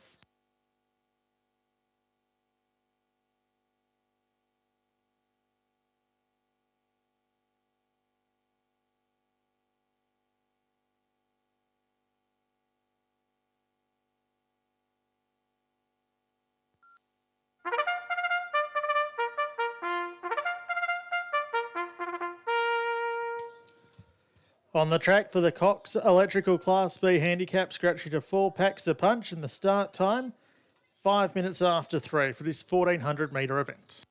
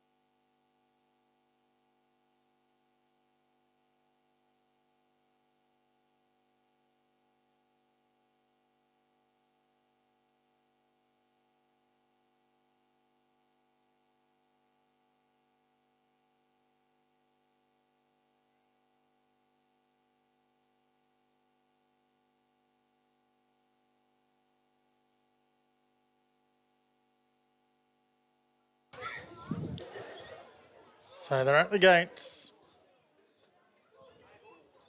90 seconds away from start time here for the Cox Electrical Class B Handicap. 1400 metres. Packs a punch at the scratchy number 4. A field of 5 to go around here.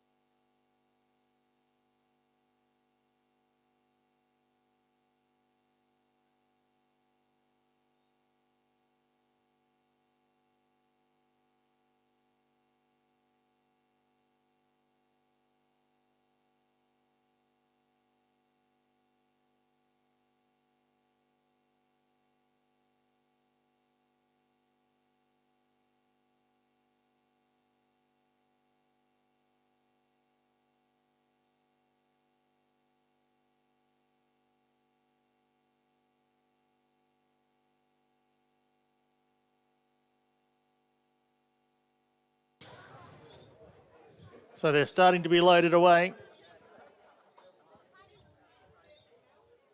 Miss Bondi and Side Cash, the two runners locked away. Wholesome joining those in the gates.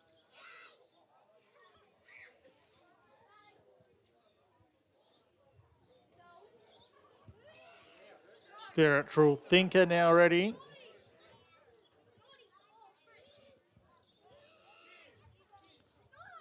And Screw Creek goes, well, about to go into the outside gates.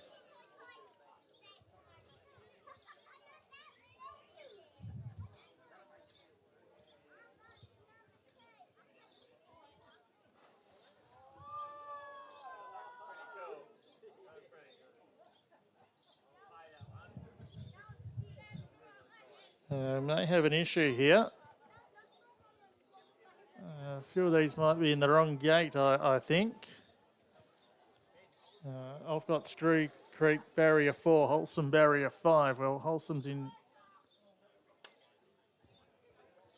I've got Spiritual Thinker in 6. So, yeah, a couple of these are in the wrong gates here, so they're going to have to unload a couple.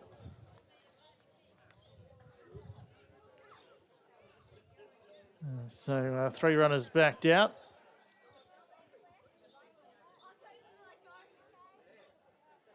So, Packs a Punch was the scratching. So, Miss Bondi has taken up her spot. Side Cash. And then we should have Screw Creek. Wholesome into 5, Spiritual Thinker into 6. That's how I've got it.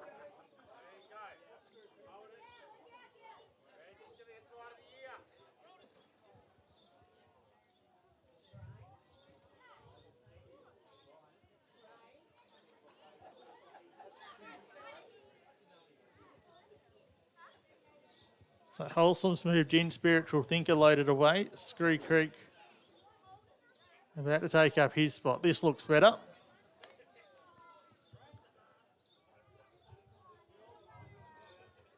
Light now on, Cox Electrical Class B handicap.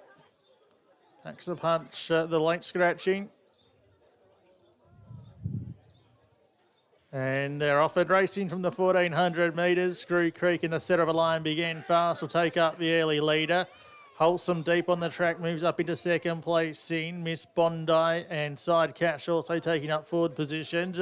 Spiritual Thinker back at the tail end of the field at the 1100 metre mark, and Screw Creek shows the way a half length. Wholesome the grey in second spot. Side Cash with the drop on those third, followed by Miss Bondi, the inside of Spiritual Thinker.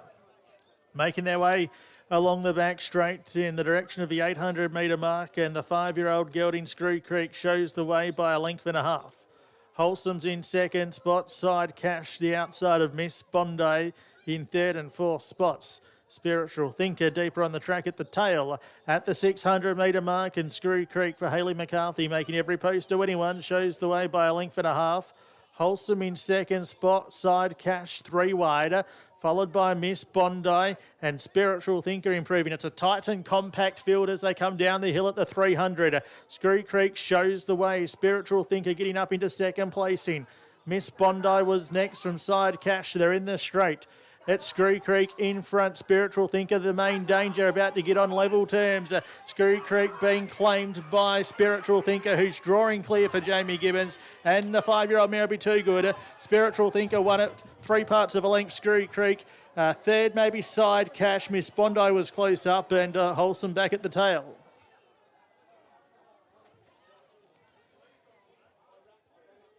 That might take a bit of catching for the ride of the day. Jamie Gibbons aboard the Jim Taylor train. Spiritual Thinker, number 5. 5-year-old mare breaking her maiden status at start 22. It's been too good in the Cox Electrical Class B. 5-year-old daughter of So You Think from Big Spirit. In front, Spiritual Thinker, the main danger, about to get on level terms. Screw Creek being claimed by Spiritual Thinker, who's drawing clear for Jamie Gibbons. And the 5-year-old mare will be too good. Spiritual Thinker won it 3 parts of a length. Screw Creek. Third, maybe Side Cash. Miss Bondi was close up, and Wholesome back at the tail.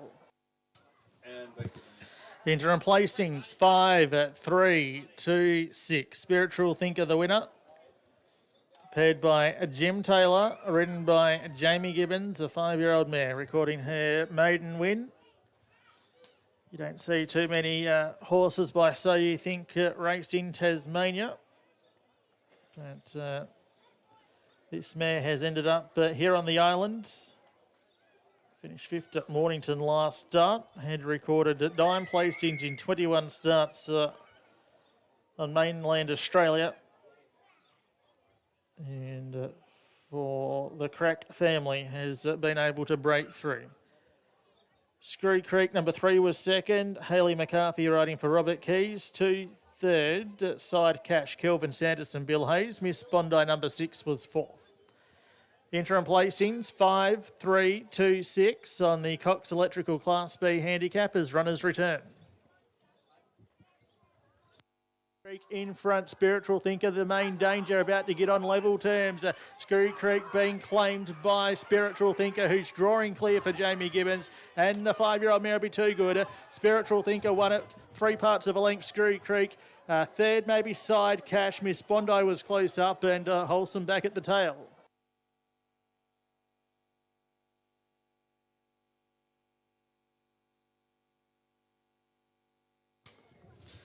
Now, the time for the 1400 metres was 1:25.75. 1:25.75. The winner scored by 3 parts of a length, 1.5 separated second and third. 3/4 by 1.5 as runners return.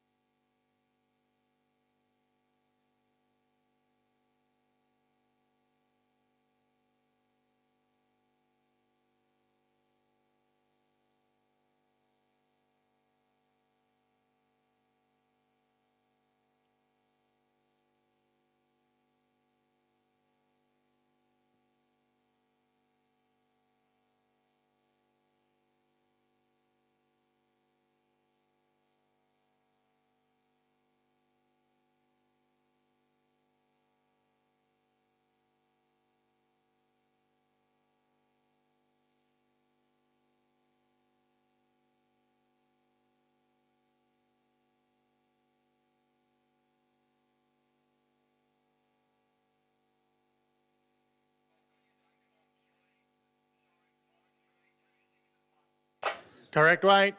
Correct weight is through on race 5. 5, 3, 2, 6. 5, 3, 2, 6. Correct weight.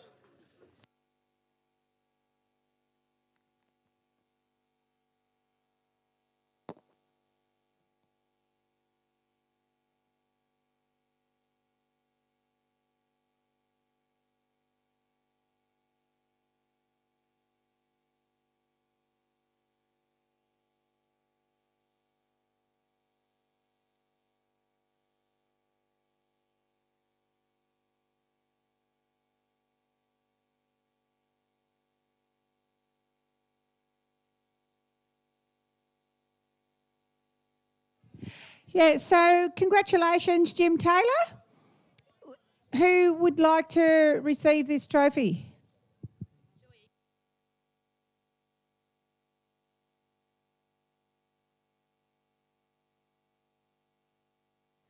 Congratulations to Jim Taylor's stable. Well done, Jamie. Great ride. Thank you to Cox Electrical, our son-in-law, standing beside me for sponsoring this race. Thank you muchly, George. And congratulations, Ron and Joy. You're the owners of this beautiful little horse. Congratulations. So I'll let you say a few words. Right, and thanks. First, I'd like to say thank you to Jamie, Jim, Abby, and all that work at the stable. But thank you to the Cox family. Thank you very much, Audrey. Thank you. And your trophy for today is $50 donated by Legs, the cafe, and $50 cash. So, yeah, so that was one of the business houses that donated some money. So, once again, thank you to Legs, and thank you to George. Thank you. Okay, so we'll get on with the next lot of fashions on the field. So, please come on down for the next, I think it's best headwear. So, come on for best headwear. And then best female and best male tradie. So, come on down.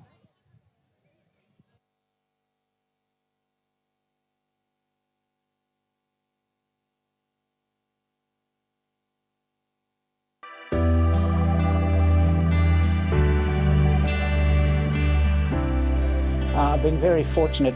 Nearly 50 years ago, 49 years ago to be exact, I was apprentice jockey at Flemington in Victoria to a trainer called Pat Burke. My riding days then was short-lived because I got a bit too big quickly, and which has been the story of my life. I'm a bit of a yo-yo. I get big, I get small, but I've worked in bloodstock most of my life and horse sales most of my life. After finishing my riding stint early, I worked for Dalgety Bloodstock in horse sales and auctioneering. Did a year in England in 1981 and worked for trainers there, a national hunt trainer, and also at Newmarket for the first of the Godolphin trainers in Harry Thompson Jones, which was a wonderful experience.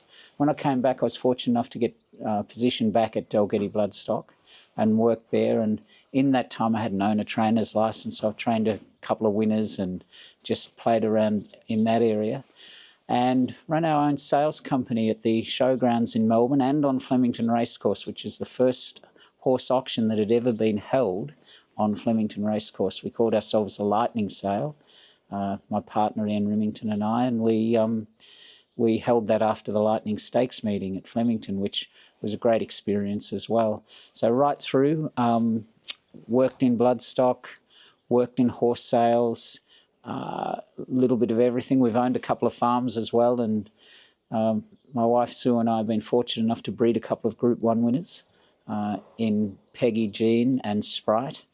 And you know, we still have a few mares, which I don't know whether that's a good or a bad thing sometimes, but we still breed a few. And that led me on to helping a friend of mine, Dr. Bill Burns. He had the contract to buy yearlings, which then become breeze-up horses for the Hong Kong Jockey Club. So I was involved with that for about 15 years, assisting Bill for about 7 or 8 years, and then the remainder of the time was my own contract with the Jockey Club. And fortunately, with all of these little things I've done over the trip, I was approached to go to England, and I worked as managing director of Goffs UK, which is, again, a horse auction company, which was a wonderful experience to go over there at age 55 and work over there. Came back, and I was with Newgate Farm prior to going there as director of stallions, and I came back to Newgate Farm for 3 years and was director of stallions again, and again worked with some wonderful people. And I did finish at Newgate about nearly a year ago to pursue another silly venture, which was to get my licence back and ride at the picnic. So in the last 12 months, I've been riding at what we call picnic meetings as an approved rider in New South Wales. And about 6 weeks ago, I rode a double at Harden, which I won the Harden Cup on a horse that Sue and I own called Title Tycoon. And Bill Hayes, who's come down here to King Island again this year, has bought one of the horses that I won on in Side Cash. So you'll see him racing here in the near future. So it was a wonderful thrill to do that.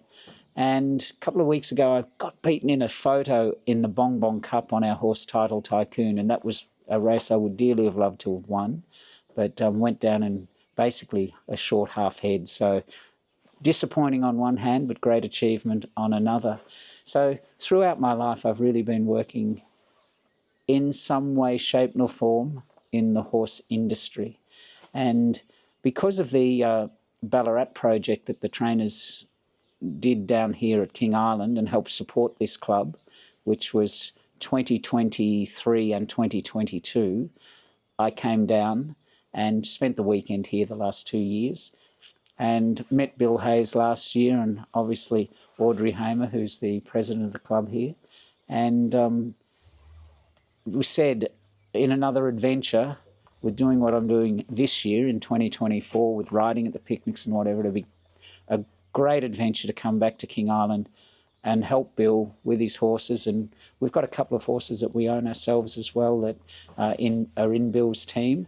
And it is unfortunate for racing that clubs like King Island and a lot of other smaller clubs around the country are finding it more difficult to put these meetings and little carnivals on. And it's a good thing to be able to support it. And that's what we've done coming down here this year. Not only is it a good adventure, it's a great working holiday as well, if I can put it that way. And I think it assists in helping keeping a meeting like this going. Everybody here has been so obliging and so helpful in every way to us. There's been, nothing spared in respect. If we need something, someone's always got a tool to help us, got a yard for us, got a stabling area for us. It's just been wonderful.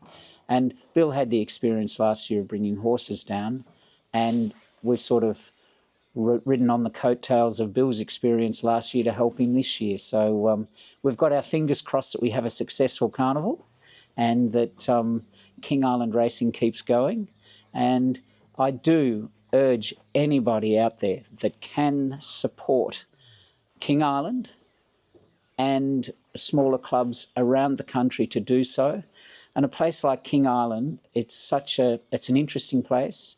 The unfortunate thing for the island is, and as a lot of people would have seen in the media, the cheese factory is closing down or is scheduled to close down in 2025. And it's just sad for the community. And a lot of these places, with the cost of everything now, the transportation, the overall costs, they've got out of hand. Big corporates now that own a lot of little companies around the country are all about the dollar, which we understand everyone's got to be profitable. But it just takes the heart and soul out of these type of communities. And it's a bit sad to see. So if everyone out there can support all of these, the King Island Turf Club, the Racing Club, the cheese factory, any of the businesses here, they need support, as do a lot of the little country clubs around Australia. So, I applaud you to support all of these communities, because this is a community event. This isn't all about racing. This is a community event. And you see the community-minded people, the efforts they put in to make sure that these functions, events, carnivals, whatever they are, they put in so much work to keep them going. And I think as Australians, we need to support all of this and keep this type of event going.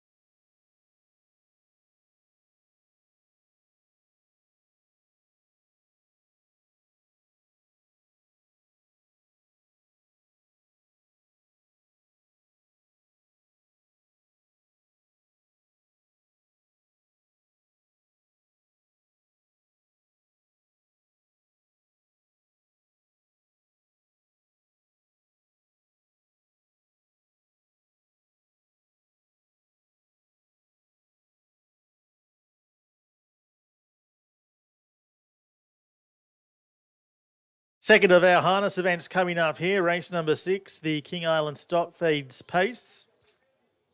A 2 lifetime win or better event over 1680 metres. Number 1 is Chasing Frankie. Brody Davis driving for Peter Jakowenko. 4-year-old mare who's won 2 of 16 starts, was placed here last start back on January 27, finishing 12 metres behind Stoney the Spy. Brody Davis currently a premiership leader on the junior drivers title for Tasmanian harness racing this year. And of course the harness season runs the calendar year, so could be a valuable win if he's able to get this mare home today. Number 2, Napatak Sam. James Jakowenko driving for his father Peter. Has been racing on mainland Tasmania after a preparation here. It's been down the track in a couple of recent starts back in July. It's had a freshen up since. Armour Rolling Stone is number 3. Shane Keeler, the trainer driver, looking for the harness card. This gelded son of Pet Rock has won 5 of 54. Previous racing has been at Tamworth. That seems to be a pretty strong region at present. And this pacer was a beaten favourite last start, finishing midfield in good time. Number 4 is Fighting Fire. Peter Jakowenko's got the drive aboard this gelding. Fighting Fire went to mainland Tasmania after a stint here. Finished down the track at the most recent effort. That was back in April, so it's, like many today, it's had a freshen up since. It's only been placed in 3 of 9 here on the island.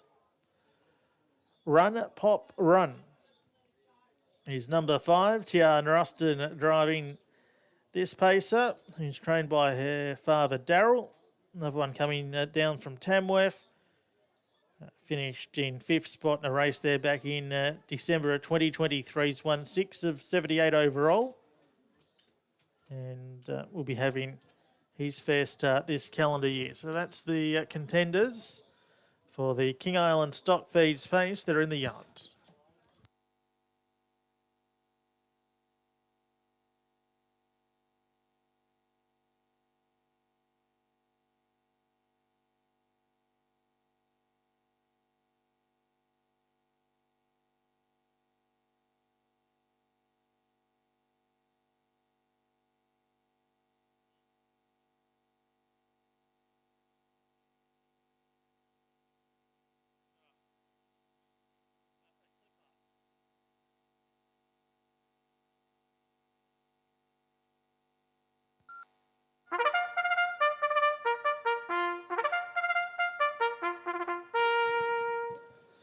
On the track now, race 6, King Island Stock Feeds Pace, 1680 metres the journey. It's a mobile start event. Start time, 3:40.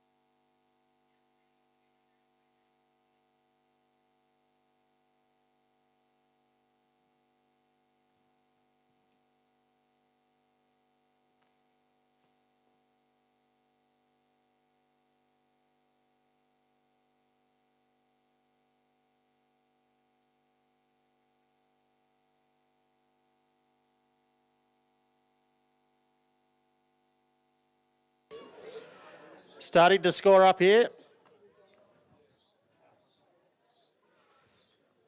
For race number 6 this afternoon, the King Island Stock Feeds Pace.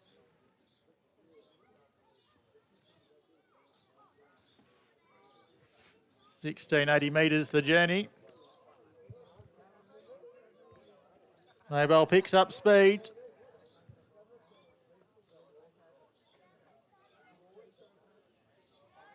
Green lights flashing, they're away and racing.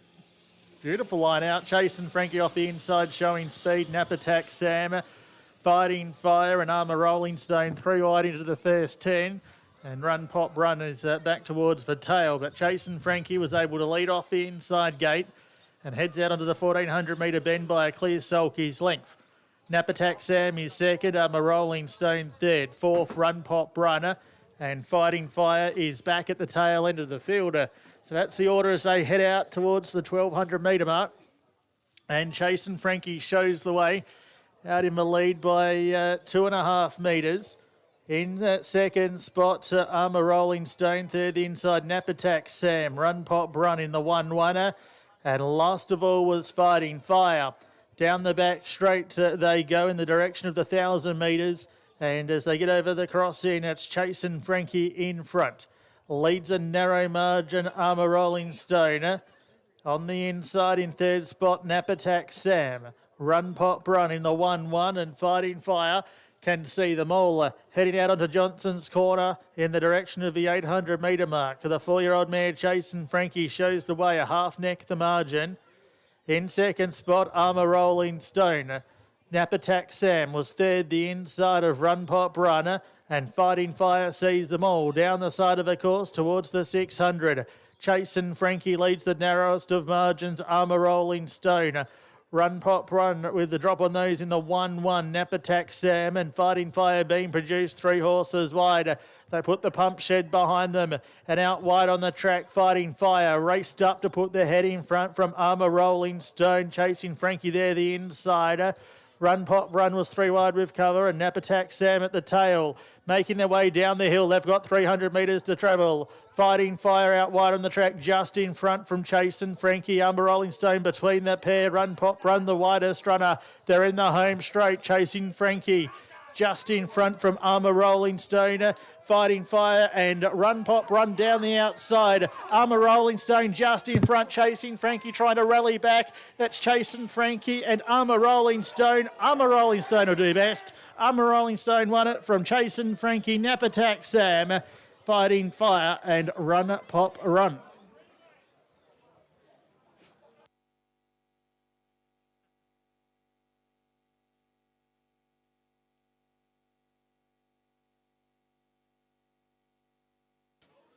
A Rolling Stone at number 3 will be the winner here. Completing a training and driving double for Shane Keeler, taking out the King Island Stock Feeds Pace. Straight, Chasing Frankie just in front from Armour Rolling Stone. Fighting Fire and Run Pop Run down the outside. Armour Rolling Stone just in front. Chasing Frankie trying to rally back. That's Chasing Frankie and Armour Rolling Stone. Armour Rolling Stone will do best. Armour Rolling Stone won it from Chasing Frankie, Nap Attack Sam, Fighting Fire and Run Pop Run. Interim placings 3, 1, 2, 4. Number 3, Armour Rolling Stone. The winner for trainer driver Shane Keeler. 5-year-old gelded son of Pet Rock from Armour the 1.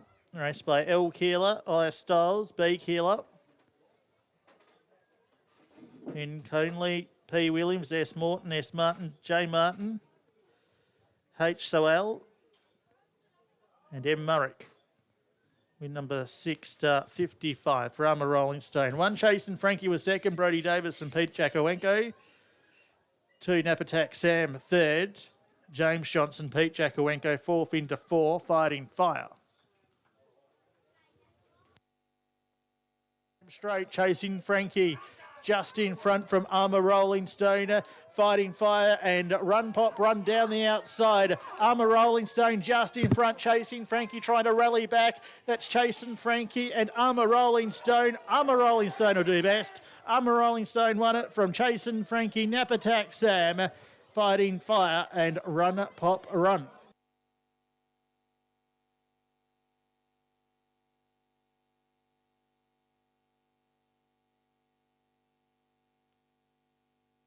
The gross time was 2:22.53. 2:22.53 the gross. Mole rating was 2:16.53. 2:16.53 the mole rate. The winner scored by a neck, 2.4 of a metre between second and third, with the all clear. All clear right to pay, race 6.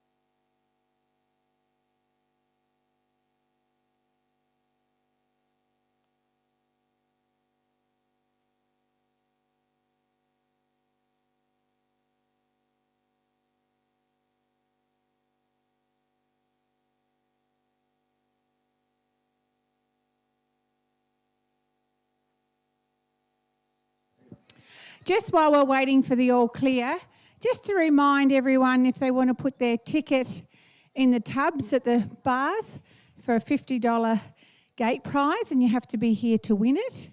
Please get a ticket in the raffle. We have awesome prizes.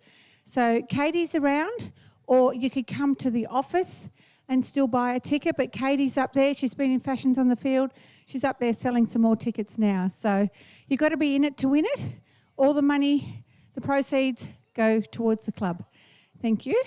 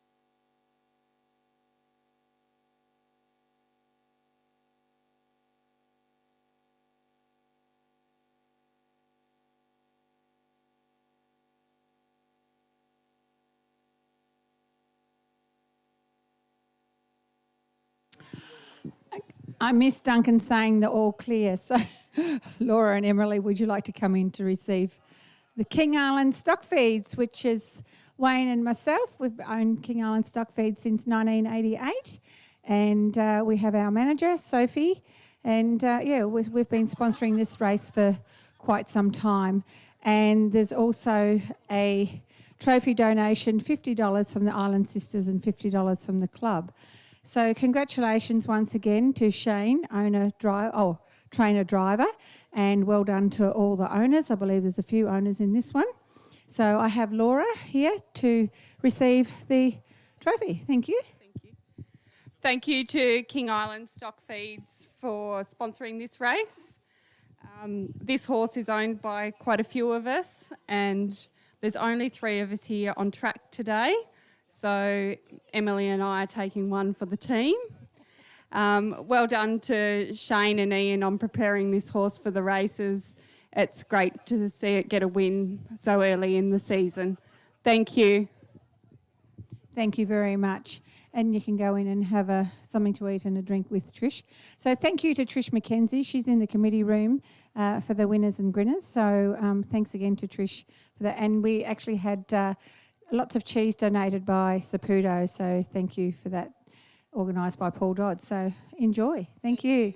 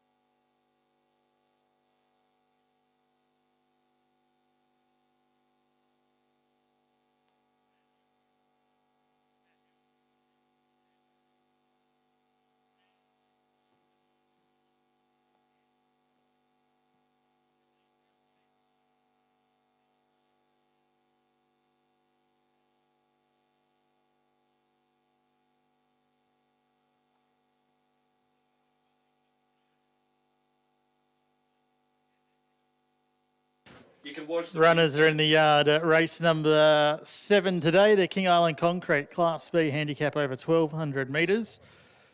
Scratching of number 1, Sienna. Number 2 is Tyson's Reef. Ismail Toka riding for Tammy Muir, winner of 3 races. In a 20-start career, runner-up behind Screw Creek in a recent trial on the track.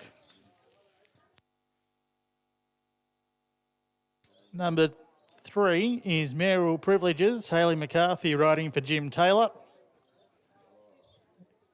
Contested a trial here back on November 23. Had recorded back-to-back placings here in January. 4, Delightful Dodger, a last start winner here on January 27 and won a 600-metre trial here on November 23. 5 is Press for Victory. Kelvin Sanderson riding for Robert Keys. There's one race in a 26-start career. Finished 10th in Devonport at a 1-start preparation on mainland Tasmania. And Royal Molly number 6 into the gate to the clerk of the course. Jim Taylor prepares. Jamie Gibbons riding. Has the pre-race earmuffs on and is a recent trial winner here as well. First up since January of 2023. Coming out of a strong maiden event in Devonport on Cup Day. Only other start, finished 7 lengths behind Sharma's Last in Devonport in a maiden. So bumped into a couple of smart ones in her 2 starts today. So they're on the track for the lucky last.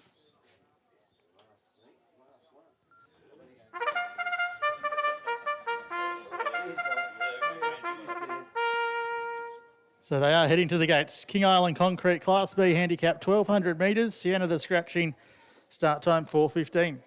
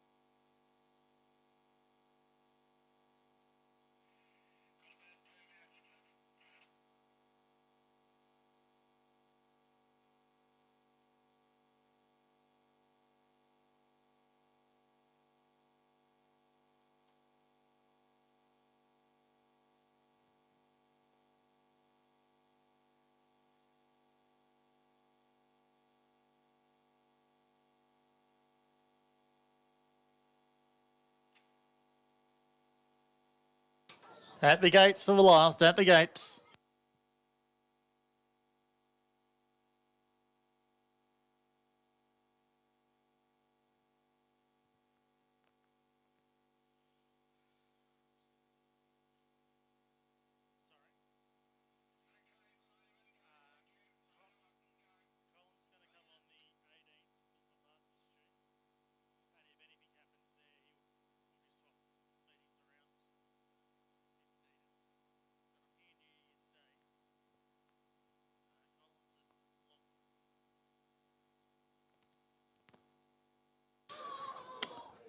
Barrier staff have been given the orders to lead these runners away as we approach start time for the King Island Concrete Class B handicap. Final race today over 1,200 metres. Sienna the Scratching. Press for Victory. Kelvin Sanderson looking to bookend the programs. The first runner loaded away. Delightful Dodger about to take up his spot in the gates.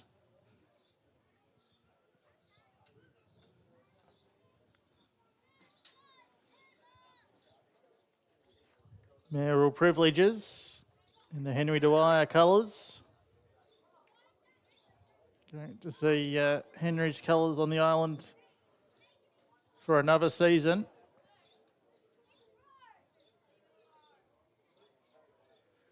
Tyson's Reef coming up. And a couple of barrier staff getting behind the 7-year-old gelding. Here's Maltoka back this season, taking the rides. Not too keen about being loaded away. And Royal Molly's also out of line.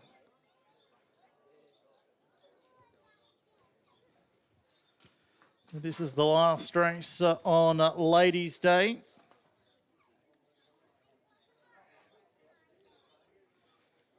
Back here again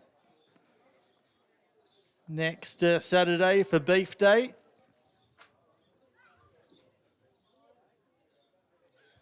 Now, Tyson's Reef is in. Royal Molly comes up riderless. They're all in. Final event today, light is on. King Island Concrete Class B handicap going over 1,200 metres. And that is not what we wanted. So Press for Victory and Royal Molly have both gone through the gates. Jamie Gibbons kept hold of the reins when he was dislodged from Royal Molly. Kelvin Sanderson stayed in the saddle with Press for Victory, who only trotted 70 metres or so. So shouldn't be too much harm with both these horses. I suppose the condition on the gates will be just double checked by the barrier staff. The vet may just have a quick look at these two as well. So a slight delay here, but shouldn't be too long. So confirmation of Press for Victory and Royal Molly undergoing vet's examinations. And both jockeys are all A-OK. So the jockeys are right. Vets will determine the status of these two runners. The status of Press for Victory looks pretty good because she's coming back into line. Both horses past fit to start here. Press for Victory and Royal Molly fit to take their place.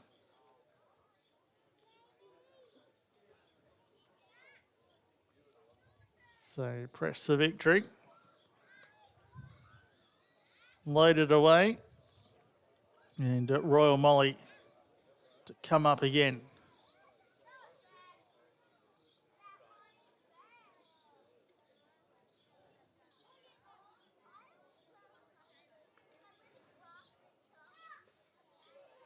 So Royal Molly takes up her spot in the gates. Jamie Gibbons about to climb back aboard. Oh, gone through the front of the barriers again and has gone without the rider this time. Press for Victory also went through the front of the gates but was quickly eased down by Kelvin Sanderson, but the chances of Royal Molly starting are getting slimmer by every stride. So we've got a loose horse out onto Johnson's corner.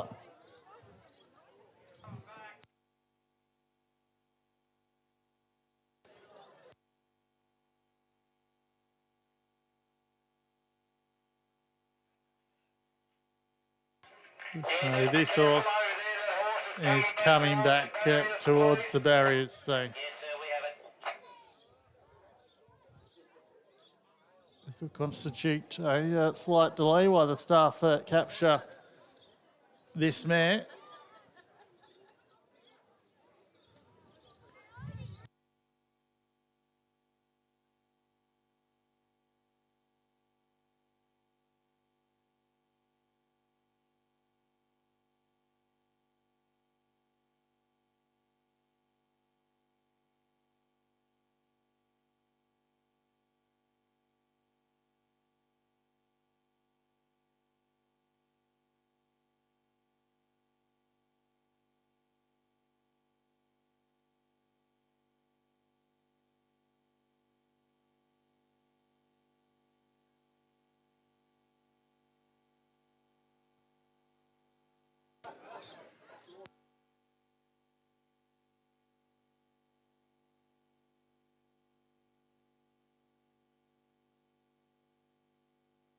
Now the clerk of the course has got a hold of Royal Molly.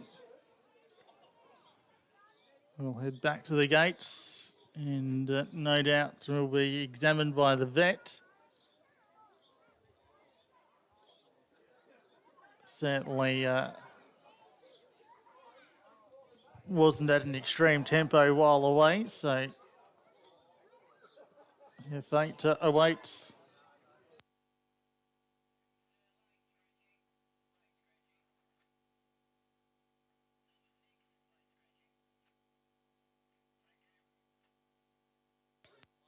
Late scratching number 6, Royal Molly.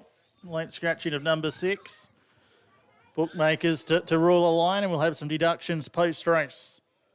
So Royal Molly, a late scratching. And Press for Victory undergoing the eye of the vet as well. But Royal Molly is a late scratching here, number 6. So bookmakers rule a line. Deductions to follow.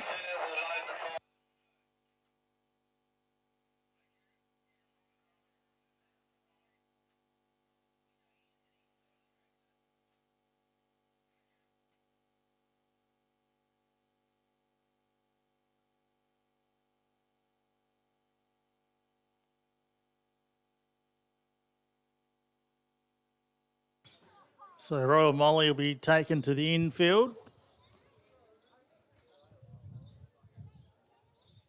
Press for Victory about to be reloaded for the third time. The rest of the field stand well. So Royal Molly with late scratching. Sienna, an original this morning. It's Press for Victory. Is being led forward by the barrier staff.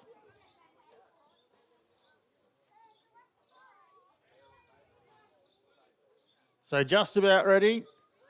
King Island Concrete Class B handicap. 1,200 metres, take 3. And they're away and racing. Press for Victory had plenty of barrier experience and bounced out best to lead. Tyson's Reef in second spot. Delightful Dodger was next and Merrill Privileges at the tail. They put the crossing behind them by the 1,000 metres.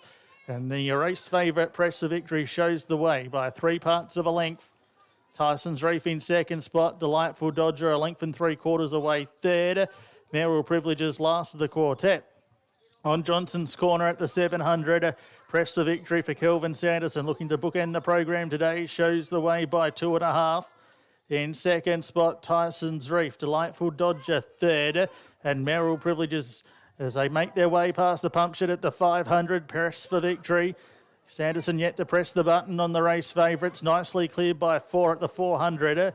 In second spot, Tyson's Reef, Delightful Dodger and Merrill Privileges. They turn for home, 250 to travel in the last race today, and Press for Victory straight into handy leader.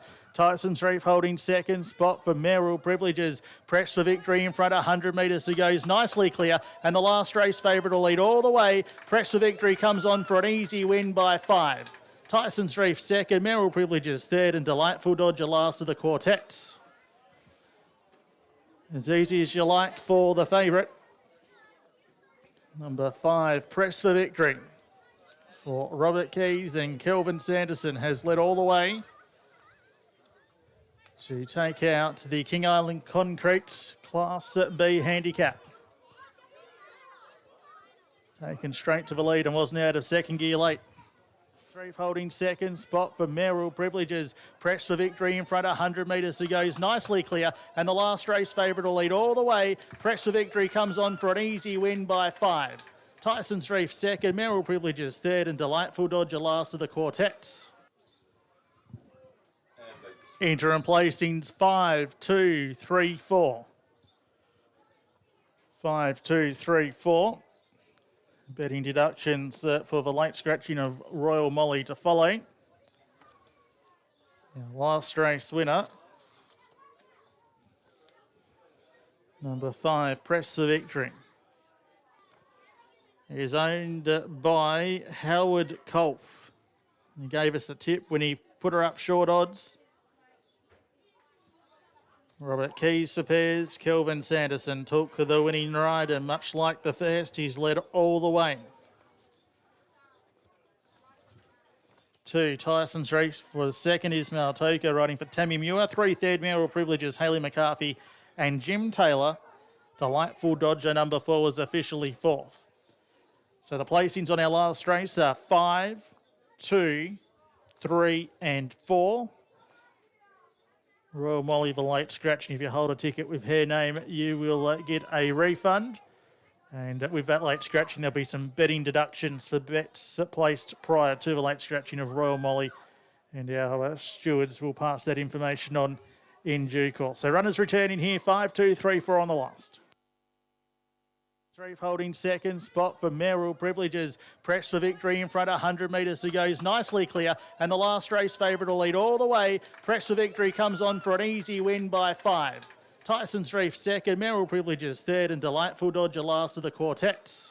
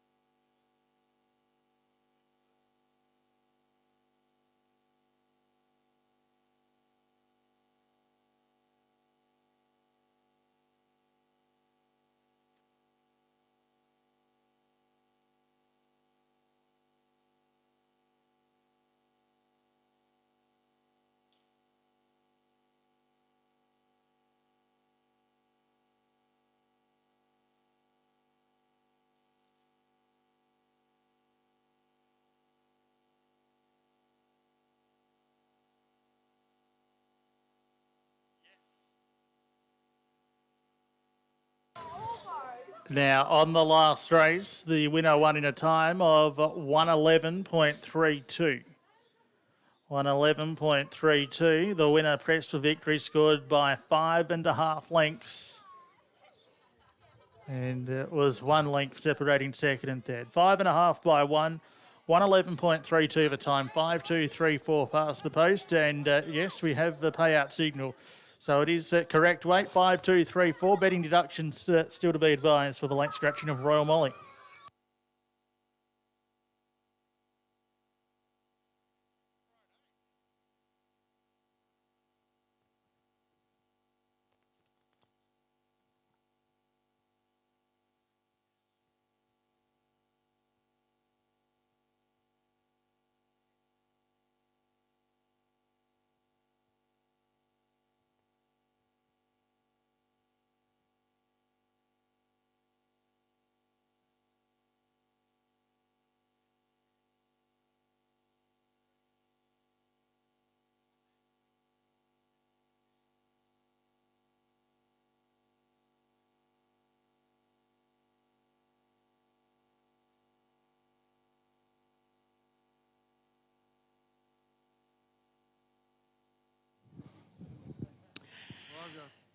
Well, it was a little bit worrying there when 2 horses came out. Well done to Jamie for hanging on to his horse. Hopefully both the jockeys are okay. But these things happen. That's horse racing. But it was successful in the end. Congratulations to Howie. Congratulations to Robert Keys, the trainer. So Howie is our bookie and been coming here for at least 25 years. Oh, 30-something. 34? Gosh, where does time go, Howie? So we have a $100 trophy donated by the King Island Racing Club. Straight to the jockey for a nice ride. Well done. And this race is sponsored by King Island Concrete, which is Steve Helbig and his partner Sarah. Steve is always donating gravel, sand, you name it, and topsoil to clod the track. Steve is always happy to help. So thank you very much to Steve and Sarah. We appreciate your generous donations all the time. Thank you so much. And I'll hand you over to Howie to say a few words. Good. Thanks, Audrey. Okay, well, firstly, thanks to the sponsors. It's always good to get a good trophy or something else to go with it. This mare I bought about 12 months ago to bring over to the island here. Oh, yeah, I got this mare last year to bring over here, and we won first up, and then she struggled with injury for the rest of the year. We took her back to mainland Tassie, and she won a trial over there, and I thought we had something reasonably going, but we just kept getting balloted out of races. So John said to me, "You're wasting $4,000 a month just in training fees and not getting a run." So he said, "We'll send her back to the island." And couldn't ask for better. And yeah, she was pretty short, but I was hoping she'd win by about 6. Thanks, Audrey. Well done. Again, thanks to the sponsors. Thank you very much, Howie. So thank you everyone for attending today. I know there's a lot of people off the island because we weren't going to have races this week, but thank goodness it was called off last week. Thank you to Tas Racing and Lee Faulkner for making that decision, because we would have got washed out or blown off the island, almost off the racetrack. So thank you to those who came today. I hope there's been a lot of people that have been watching live and enjoying our coverage for today. And like I say, there's so many people that help put towards their time and effort towards this our race season. So once again, thank you very much to everyone that puts in so much effort. I'd like to do the gate prize now, draw the $50 out. And